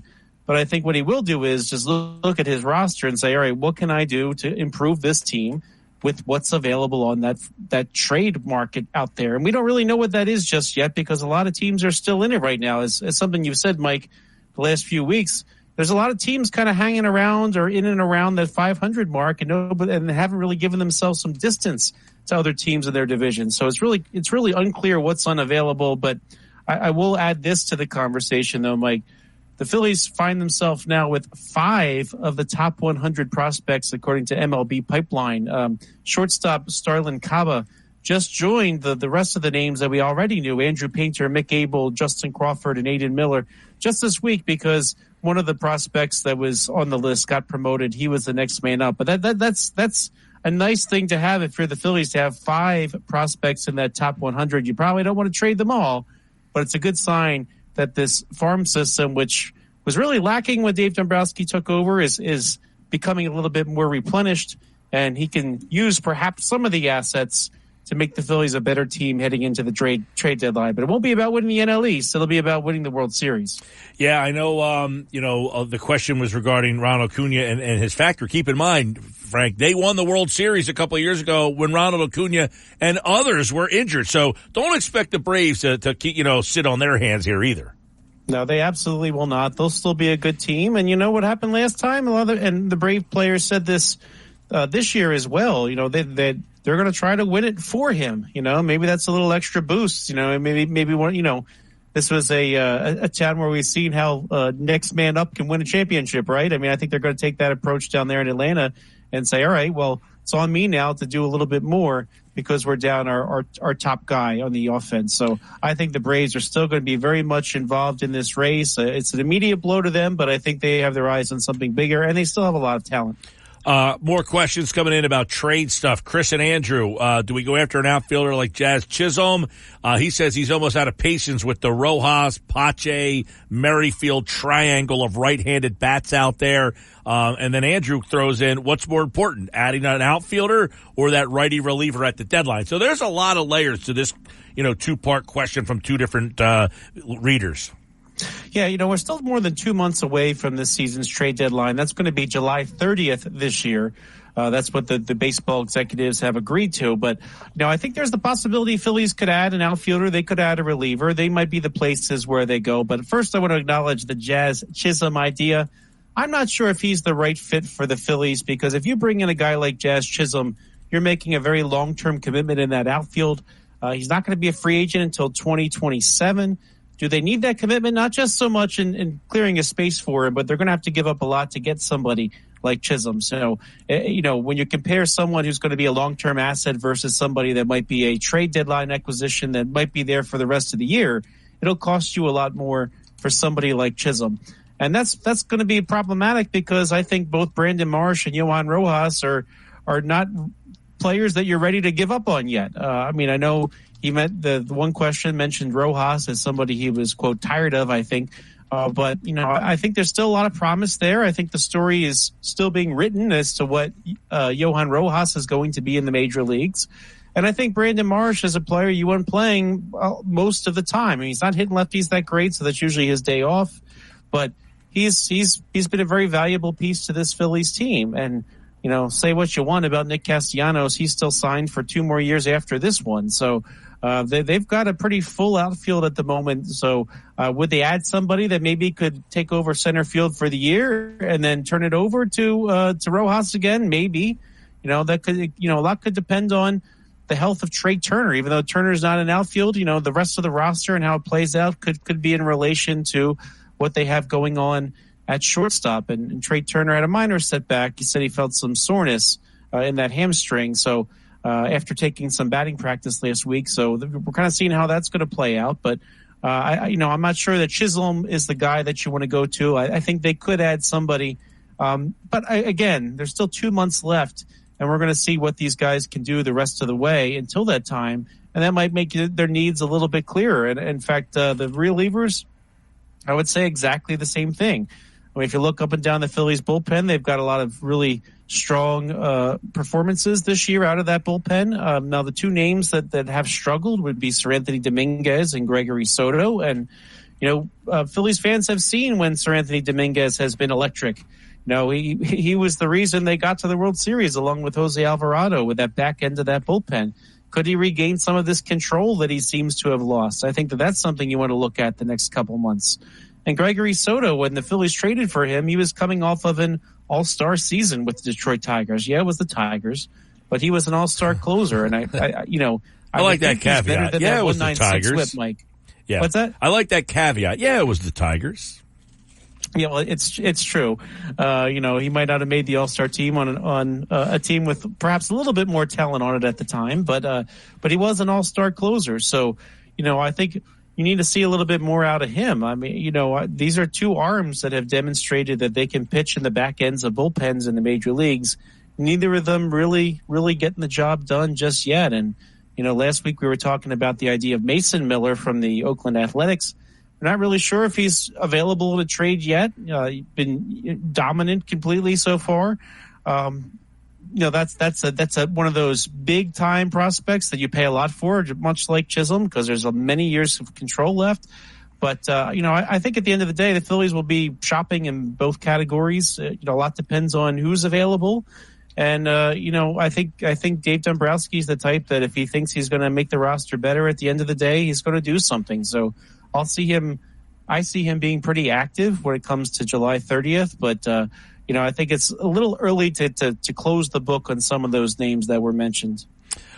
Yeah, we'll see what happens with the trade deadline. I think he's going to sit on his hands for a little bit, give some more guys, get some more intel on guys like Merrifield, Rojas, Pache. But, you got to wonder with that whole triangle there. You mentioned Marsh, too. Obviously, it seems like Marsh is not going to hit against lefties, but they don't really have a great right-handed option at this point. I also wonder, how long of the leash is for Castellanos? What if he's hitting 190, 210 between now and July 4th? I mean, at what point do you possibly have to try to find maybe a left-handed complement? I say that being on the nice side. He ain't hitting lefties or righties at this point, but maybe you just tell him to concentrate on hitting left-handed pitching where he's hitting like 202 as opposed to 196. Is that something that you think it will get to? Well, obviously it can't perform like this forever, but one thing I don't understand totally about Castellanos is they've yet to really give him a day off. You think that if someone's struggling, you want to try to let him watch a little bit, get his legs back under him again, and hopefully work on the swing a little bit on that day off. But he's always been a streaky player. I think they're holding out to see if he goes on a stronger streak. But I mean that's a pretty significant player that you made a significant commitment to just sort of put aside. Now, if you get to the trade deadline and they do happen to be able to pick up somebody that would be a helpful piece, maybe he'll play less. But I think the fact that the Phillies are winning kind of takes away that sense of urgency to do something, and you kind of fall back on the idea that Castellanos is a streaky player, and eventually he's going to go on that hot streak that you saw last year at the beginning of the season, and the year before that it took till later in the year to see.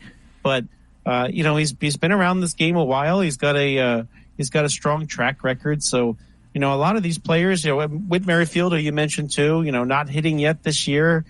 Both these guys have track records, so I think they're not in a hurry to sit either one of them, because it's not like the Phillies are in a situation where they're completely desperate for a win and they need to try something. So as long as they're mostly winning, I would expect to see those players playing a lot, and hopefully for the Phillies' sake, they get their swings back. So, but I wouldn't be quick to sit Castellanos down. I would think that something's going to happen at some point, and he's going to go on a streak, given his history.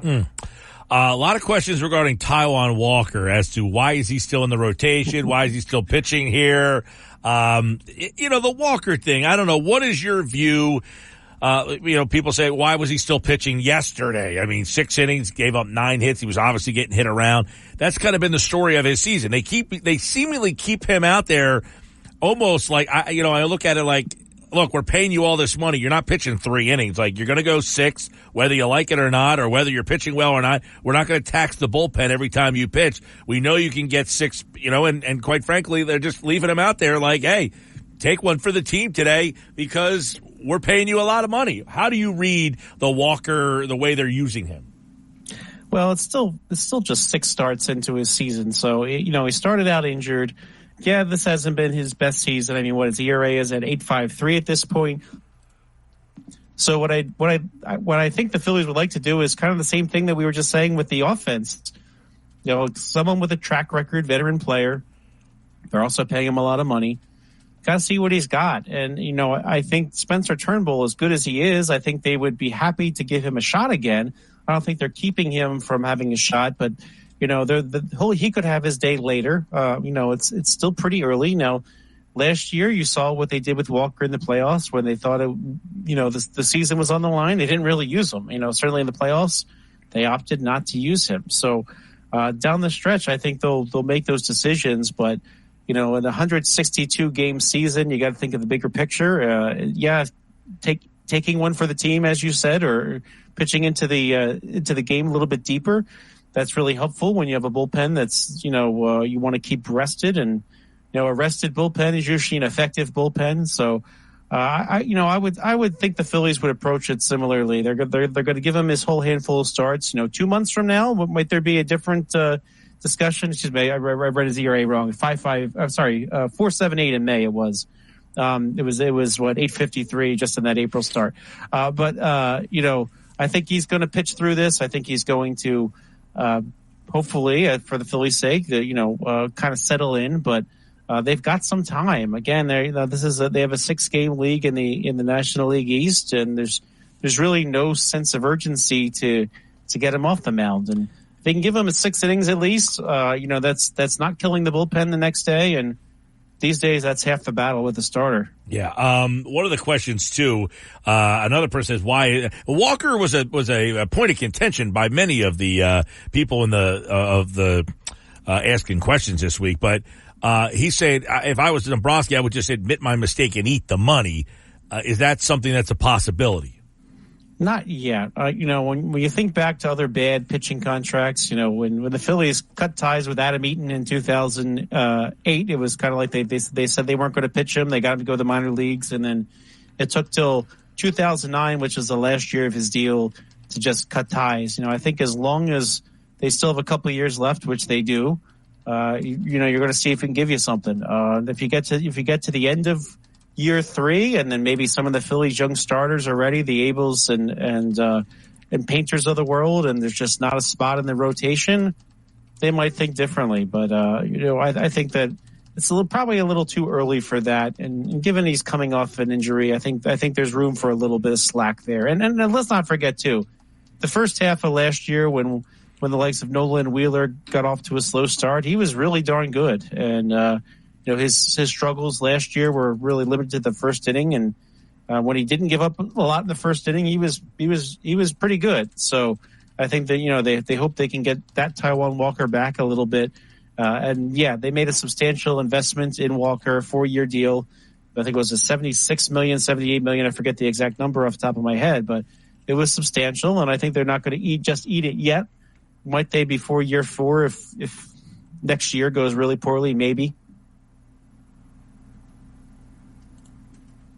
All right, Frank, I thought I lost you for a second there. I thought you froze up on me. All right, let's get another question in here regarding, you mentioned the prospect list, that they have 5 in the top 100, but maybe the guy getting the most attention is Aiden Miller. He's all the way down at Clearwater, but can we drive right up the road to Lakewood to see him soon? Tell us a little bit about that and more about the player himself. Well, I think he's getting the most attention of all the Phillies prospects lately. We see a lot of regular updates. Was he one of the top? Was he one of those 5 in the top 100? He most certainly is. So he is the one that gets the most attention, I think, in these Phillies broadcasts. And the reason why, he's off to a really good start for the Threshers. He's hitting .313. He's got a .950 OPS, 4 home runs, 21 runs batted in, and that's pretty good for somebody who was just drafted the year before. Now, I think one thing that we have to get straight is that the minor leagues have been reconfigured, and this is really the lowest level of full play professional ball, just above what they now call the Florida Complex League, which was used to be the Gulf Coast League rookie ball. So he's really at the lowest level right now, and but I will say I don't think he was so dominant so far this season that you're in a hurry to move him up to Class A, what they call Jersey Shore now, up in Lakewood. I think that there's still some room to look at what he's doing. I think one thing that's really important that we haven't really talked about yet is that they drafted him to be a third baseman. A lot of his travel ball, a lot of the leagues he was playing in as a high school senior, he played third base. So he was drafted as a third baseman, but when he signed, he said, "Hey, look, I just didn't play shortstop because a lot of the other players that I played with played shortstop." And so he really asked if he could get a crack at shortstop, and the Phillies had told him at the time, like, okay, well, maybe we'll split your time between shortstop and third base. And so far, he's just played shortstop. So I think that's another thing, too, you want to look at here is, might he have a shot at sticking at the shortstop position? Certainly a good bat at the shortstop position is a pretty valuable commodity, right? If you think back over the years, the likes of the Jeters and Ripkins and Rodriguez's before he moved to third base, that's a premium position to have some offense. Trey Turner, certainly one of them right now. But with all that going on, I don't think he's going to jump up a level any sooner than after the 2024 draft and a little bit after that. Now, the 2024 draft is scheduled for July 14th through 16th. And what will usually happen in the wake of that is players sign. Some of them will go to that complex league, the rookie ball, and then that will bump some of the guys in rookie ball up to the Threshers, which will then bump some players up to Jersey Shore. So If he's playing well, if he looks like that he's shown them everything that he wants to show them at shortstop, and they don't want to give him some time at third base too, still before the next move. Maybe he'll be one of those players bumped up, but I don't see that happening till later. Again, after the draft, after there's some time for players to sign, and we start to see the organization bump up a little bit after that July draft. I would say typically it's only been a few years since they reconfigured the minor leagues and they made the draft later. But so far, that's when you start to see a lot of the organizational moves. And maybe some players get cut around there because then all of a sudden you've got this infusion of players into your organization. So I don't think it'll be anytime soon. Maybe by the end of the year, though, you'll see Miller up in New Jersey. Yeah, well, that would be fun, and it's fun to hear about these prospects. But as we know, the Phillies have been an organization in the past, especially during their big run where they had top prospects. None of them, essentially, that I can recall anyway, maybe I'm wrong, have panned out. Dominic Brown was the number one prospect in baseball. He did make an all-star game, but kind of flamed out. J.P. Crawford, I think, was the number one prospect. He's been okay. Not like a star player, but he's been a solid starter. You had a ton of players like, Jason Donald and Lou Marson and Carlos Carrasco and, a ton of players in that 07, to 11 range. I don't know that any of them really, they've had some prospects, none of which have really panned out for them. Yeah, I mean, that's it. They're just prospects. And, there's Casey Stern, you might know his name, who's done a lot of media. He has a nice saying. He said, prospects are cool, parades are cooler. So, there's a lot you can do to convert those prospects to talent on your major league roster as well. So, they can help you two different ways. But yeah, a lot of it is waiting it out and seeing. Now, the Phillies used their number one picks on Bryson Stott and Alec Boehm. In successive years, Boehm first, then Stott, and both of them have come up. They have worked out, yes. Really worked out. I think that's fair to say. I guess the one guy is Abel. He's one of their top prospects. Is he the guy that they can part with to try to get something here? There's a role for him, and has he even been good enough to get a role? And if somebody else is saying, look, we like him a lot, you've got Wheeler here, you got Nola here, you're going to have Suarez here. You probably think you have a spot for Painter. You still have Walker signed for 2 more years. You're almost wondering, I don't know what Sanchez's contract is either, but where does Abel even fit in? So is that the guy that can get them something to help this team out?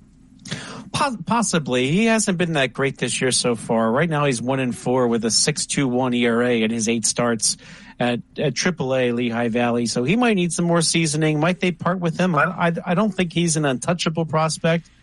I think they would like to have him and see what he does. Ranger Suarez would be one that's going to be a free agent in a couple of years. So, you want to have some arms that could potentially, from your organization, replace some of these spots in the rotation. Or, as we were just saying, if Walker doesn't really pan out by the end of next year, you need somebody ready to take the ball. So, I don't think he's an untouchable, but at the same time, or based on how he's pitched this year, our organization is going to be lining up to trade for him.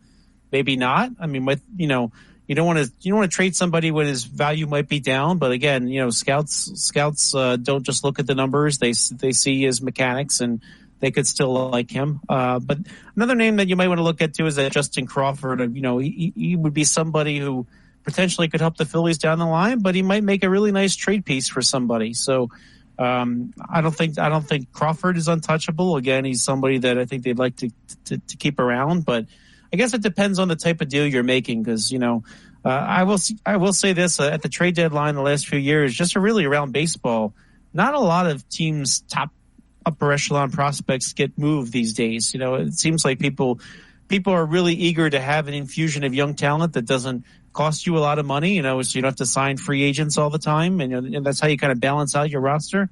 Having the Marshes and the Stotts and the Boehms that helps you keep the Harpers and Turners and Schwarbers on the roster, the Real Mutos, right? Because you can't pay everybody top dollar. So it would be nice to have that infusion of talent for a lot of teams. So they're probably hesitant to trade some of the top prospects, but I still think they want to hang on to Painter.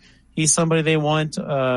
Starling Kaba, I just mentioned, shortstop prospect who's just number 100 on that list. He's only 18 years old. I think there's still some time to see what he can do. So, I think the Phillies would like to keep a lot of them, but you might not need to trade a lot of them to get some of these short-term rentals. Frank Close, everybody, our 97.3 ESPN.com Phillies Insider answers your Phillies questions each and every Tuesday here on the Sports Bash, and there's a look at some of the things that people are asking about. You know, when you're out in front, you're looking for ways to improve, and when things go bad, you're wondering, what's wrong with this guy? Merrifield and Walker, those are two high-paid guys. Merrifield, $8 million. But I do think it was a smart signing that hasn't worked out so far. A lot of baseball left for him. Castellanos, that thing, see how it materializes. And obviously the Walker thing, people looking, because they do have another option. Spencer Turnbull pitched pretty well in that spot. Frank, we'll talk to you next week, man. Thanks, Mike. Frank Close, 97.3 ESPN.com. And, of course, you can always get your mailbag questions in at Frank Close with a K. He answers your Phillies mailbag questions every Tuesday on the Sports Bash. It's brought to you by Bet365. Whatever the sport, whatever the moment, it's never ordinary at Bet365. The Phillies mailbag with Frank Close brought to you by Bet365. I'm Mike Gill. This is the Sports Bash Live on 97.3 ESPN. Big three coming up. By the way, Keith Pompey with an interesting report. I don't know if you saw this one. It just came out in the last 10 minutes. Got that and more. Sports Bash coming up. It is today's Big Three. Don't go away. More Sports Bash coming up on 97.3 ESPN, the 97.3 ESPN free mobile app, and streaming live on the X platform at 973 ESPN. Use the hashtag SBLive. We have the perfect sitting in traffic. You come with me. The Sports Bash with Mike Gill on 97.3 ESPN and the 97.3 ESPN free mobile app. 5:34 on a Tuesday. Sports Bash Live, 97.3 ESPN, the 97.3 ESPN free mobile app. I'm Mike Gill. So we told you before the break, according to Keith Pompey of the Philadelphia Inquirer, I think this is kind of big news here, by the way. The 76ers are prepared to give Jimmy Butler a maximum extension if he gets traded. So this went from, hey, the Sixers could trade for Jimmy Butler to, they'd be prepared to give him a max extension. It's almost like, look, fool me once, shame on you. Fool me twice, shame on me. If Butler's available, we ain't letting him get away a second time. We'll see what ends up happening there. But some big news from our buddy Keith Pompey from the Philadelphia Inquirer, which takes us to today's Big Three. So, Mike, before we move on from this report by Pompey, I want to ask you, Mike, would you be okay with the Sixers doing this, giving Jimmy Butler a big contract extension? I don't love the big contract extension. And look, I was one of the people the first time around said, look, he's not going to be however old at the end of this thing. Well, he has far outperformed the contract that he ended up getting there. He showed that Father Time was not going to slow him down. When will Father Time slow him down? It's like you don't want to be, you're like, well, it hasn't happened yet. I don't want to be the team that has to be the one that gets screwed because of it. I'm a little skeptical of the injuries that he's continuously kind of having here. But I am coming to terms with, if I'm the Sixers, am I the team that is in win now mode so much so because of Joel Embiid that I can't waste Joel Embiid, and therefore I might have to do things outside of what I really want to do based on where I am monetarily at the time I'm at that spot monetarily. And that means, look, I have Joel Embiid right now. How do I get the most out of my team with Joel Embiid on this team? It's getting players that are ready to win now. And the only ones that are available are the ones that are available. Like, you can't just snap your fingers and say, hey, I'm going to go out and get Victor Wembanyama. He's not available, right? I mean, so you've got to only go after the guys that are available. I mean, you can make calls for other guys to see what happens. And one guy who's not available currently is Jimmy Butler, but he may become available. That's what I'm talking about. So, yeah, I don't love it. I don't love giving him the max extension. Because now, how old's Jimmy? 34, 35? If I'm in a spot where I got Jimmy Butler at 38 years old and he's making, but I was listening to a podcast about this morning. Jimmy turns 35 this September. So he's 35 years old. That means you're giving him a max extension. He could be 39 years old at the end of that deal. I was listening to a podcast today.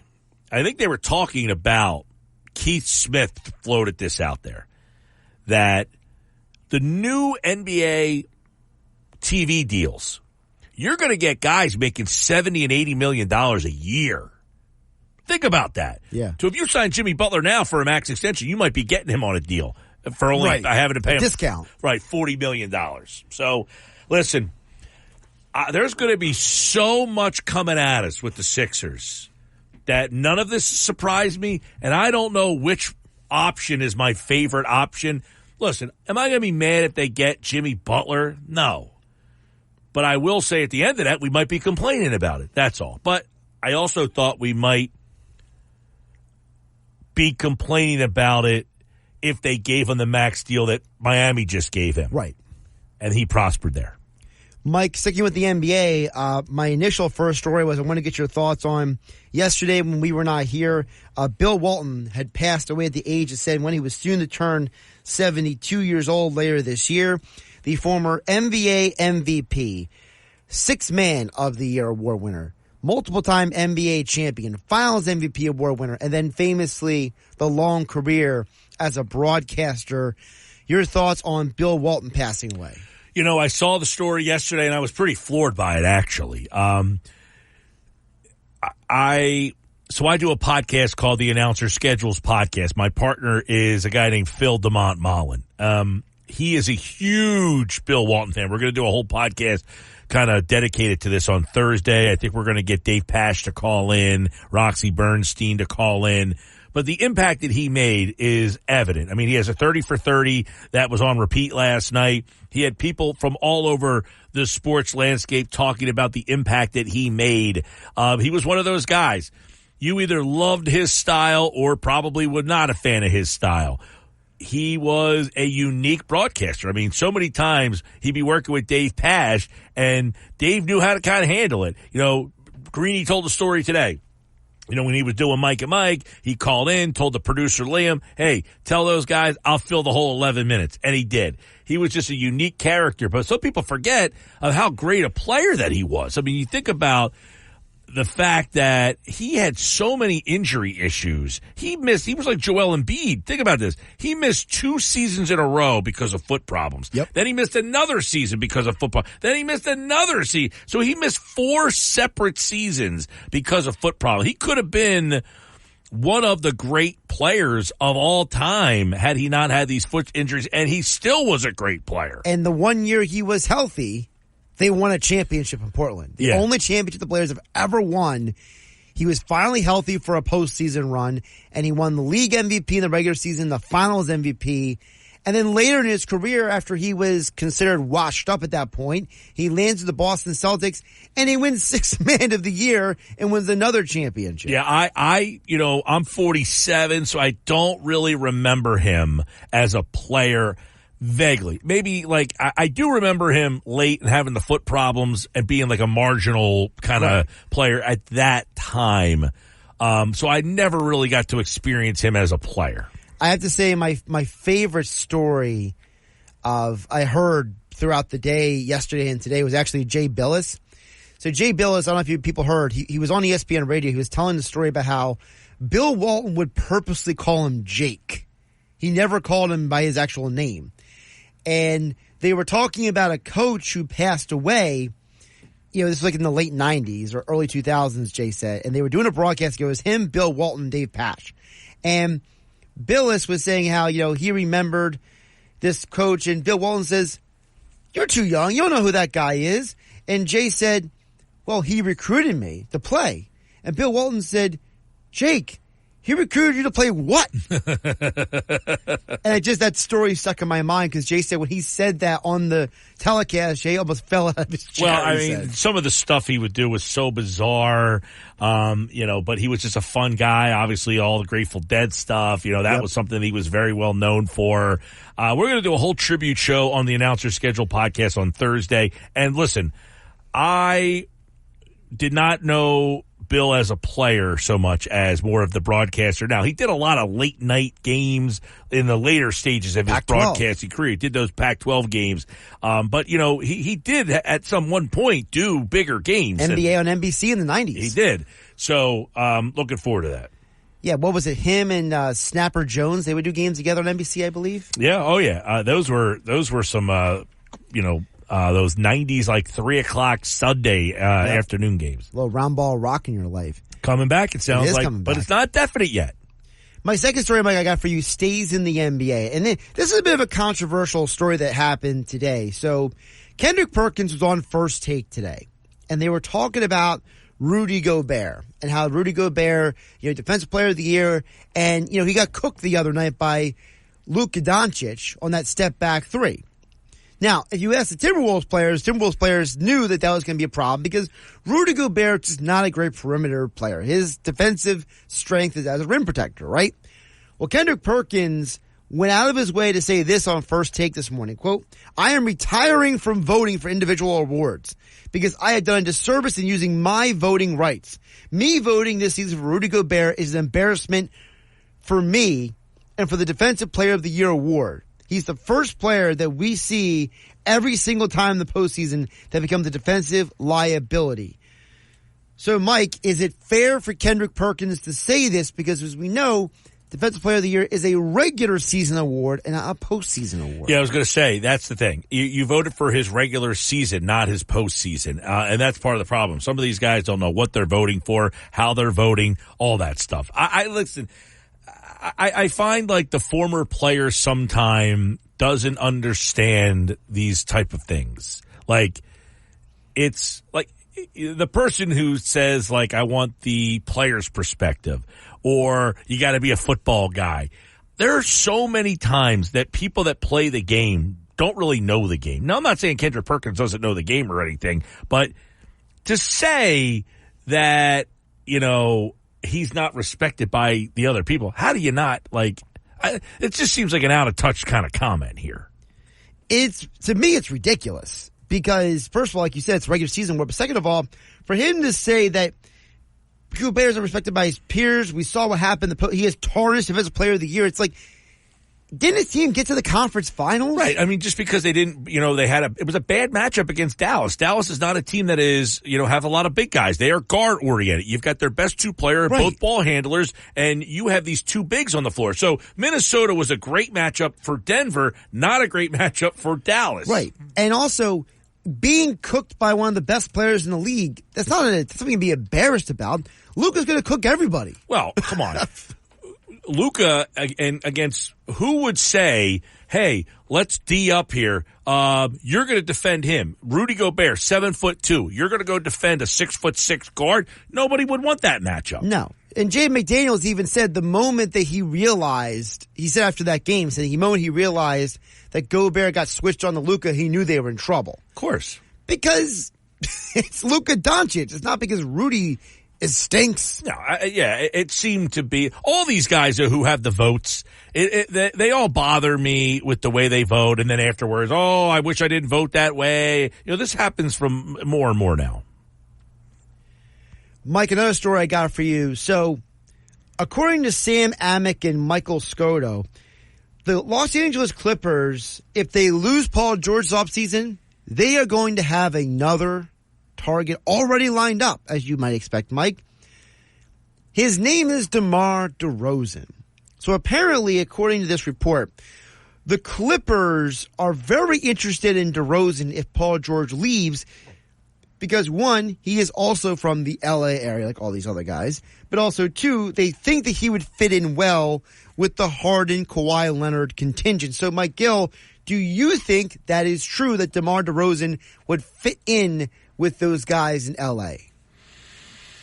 I wouldn't be excited about it if I'm an L.A. fan. I mean, it's just another one of these guys. Like, it's the whole veteran thing, though. It's like, we're going to go out and get a veteran player and pair them all together. It sounds like a really good team, and then the team doesn't do anything. I mean, that's how I kind of feel about that. No. I don't think a team with DeMar DeRozan is a championship, like, I don't know. I mean, is he a good enough replacement for Paul George? Yeah, he is a good enough. I mean, for that, yes, he's a good enough replacement for Paul George. He would be. Paul George, to me, look, Paul George, people forget, he had a great run with the Pacers. He did. He got them to conference finals, but he just couldn't get by LeBron. But he's not that. That was 10 years ago. Right. You know, you're talking about a player 10 years past that time. So, no, I and DeRozan, same thing. These are guys who are all really good players, but I don't think they're guys that are taking you to championships. And that team, that Clippers team, I think what that team needs is what we've been talking about. And I think a lot of these teams that can't get over the edge, that can't get over the hump, they need to get that player who has that championship pedigree and the background to take you to that next level, to help you get to that next spot. Because a lot of these guys, they are great players, but they lack that whatever, that it factor, that championship mentality, all that stuff. If I can really quick squeeze in one more, Mike. So I have a little incentive for people to go to the ShopRite LPGA Classic this year, a little extra. Lexi Thompson announced this is her final year of playing professional golf. I saw Dave Weinberg tweet that out. She announced earlier today on Instagram that this is going to be her final year. She will finish out the entire season, and she is going to be done with playing professional golf.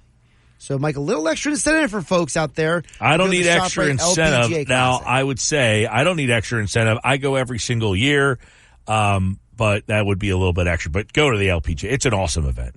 I'm just saying, not every day you can see a legend in their last season playing. That's right. All right. There's today's Big Three. We'll wrap up the show coming up next. The Sports Bash with Mike Gill on 97.3 ESPN and the free mobile app. All right, get ready to get out of here on a Tuesday. Tomorrow, Mike McGarry's here, Football 4 with Mosher. We've got Phil's tonight. Don't forget a little late night, 9:45. So don't forget Phil's late night. We got Sunday night baseball with the Phillies and Cardinals this weekend. You can hear the game on 97.3 ESPN. Before we rock and roll and get on out of here tonight, I want to tell you about my friend Rocco and the guys over at Key Acura of Atlantic City. MDX, low mileage lease, $499 a month, $49.95 down, or Integra, $345 a month, $39.95 down. That's it. No hidden fees, no extra charges. Only at Key Acura. It's Hilton Road EHT, your small but friendly dealer. And the Saturday service hours with a full fleet of loaner cars. So you can get dropped off, borrow the car from there, get your car serviced, and bring it on back there to Key Acura, Tilton Road in EHT. The offer ends on May 31st, not the loaner car thing. Those are always there. The Integra and the MDX. Those are what ends. By the way, Big Three here on the Sports Bash in the books for this day. I like the Butler stuff. We'll talk more about that on tomorrow's show. That according to Keith Pompey, by the way, so check that out. I'm Mike Gill. This is the Sports Bash live on 97.3 ESPN, the 97.3 ESPN free mobile app, and streaming live on the X platform at 973 ESPN. Use the hashtag SBLive. We'll be back tomorrow with another edition of the Sports Bash. Coming up, Josh has game night, and that will take you to the Western Conference Finals. It's Minnesota and Dallas with a chance to end the series. Dallas leads 3-0. Have a great night, everybody. What's the easiest choice you can make? Window instead of middle seat? Picking a vendor who sends a great gift basket? Outsourcing business tasks you hate? What about selling with Shopify? Whether you're selling a little or a lot, Shopify helps you do your thing, however you cha-ching. Shopify is the global commerce platform that helps you sell at every stage of your business. From the launch your online shop stage to the first real-life store stage, all the way to the did we just hit 1 million orders stage. Shopify's there to help you grow. Whether you're selling scented soap or offering outdoor outfits, Shopify helps you sell. Wherever and whatever you're selling, Shopify's got you covered. Sign up for a $1 per month trial period at shopify.com/try. Go to shopify.com/try now to grow your business, no matter what stage you're in. Shopify.com/try.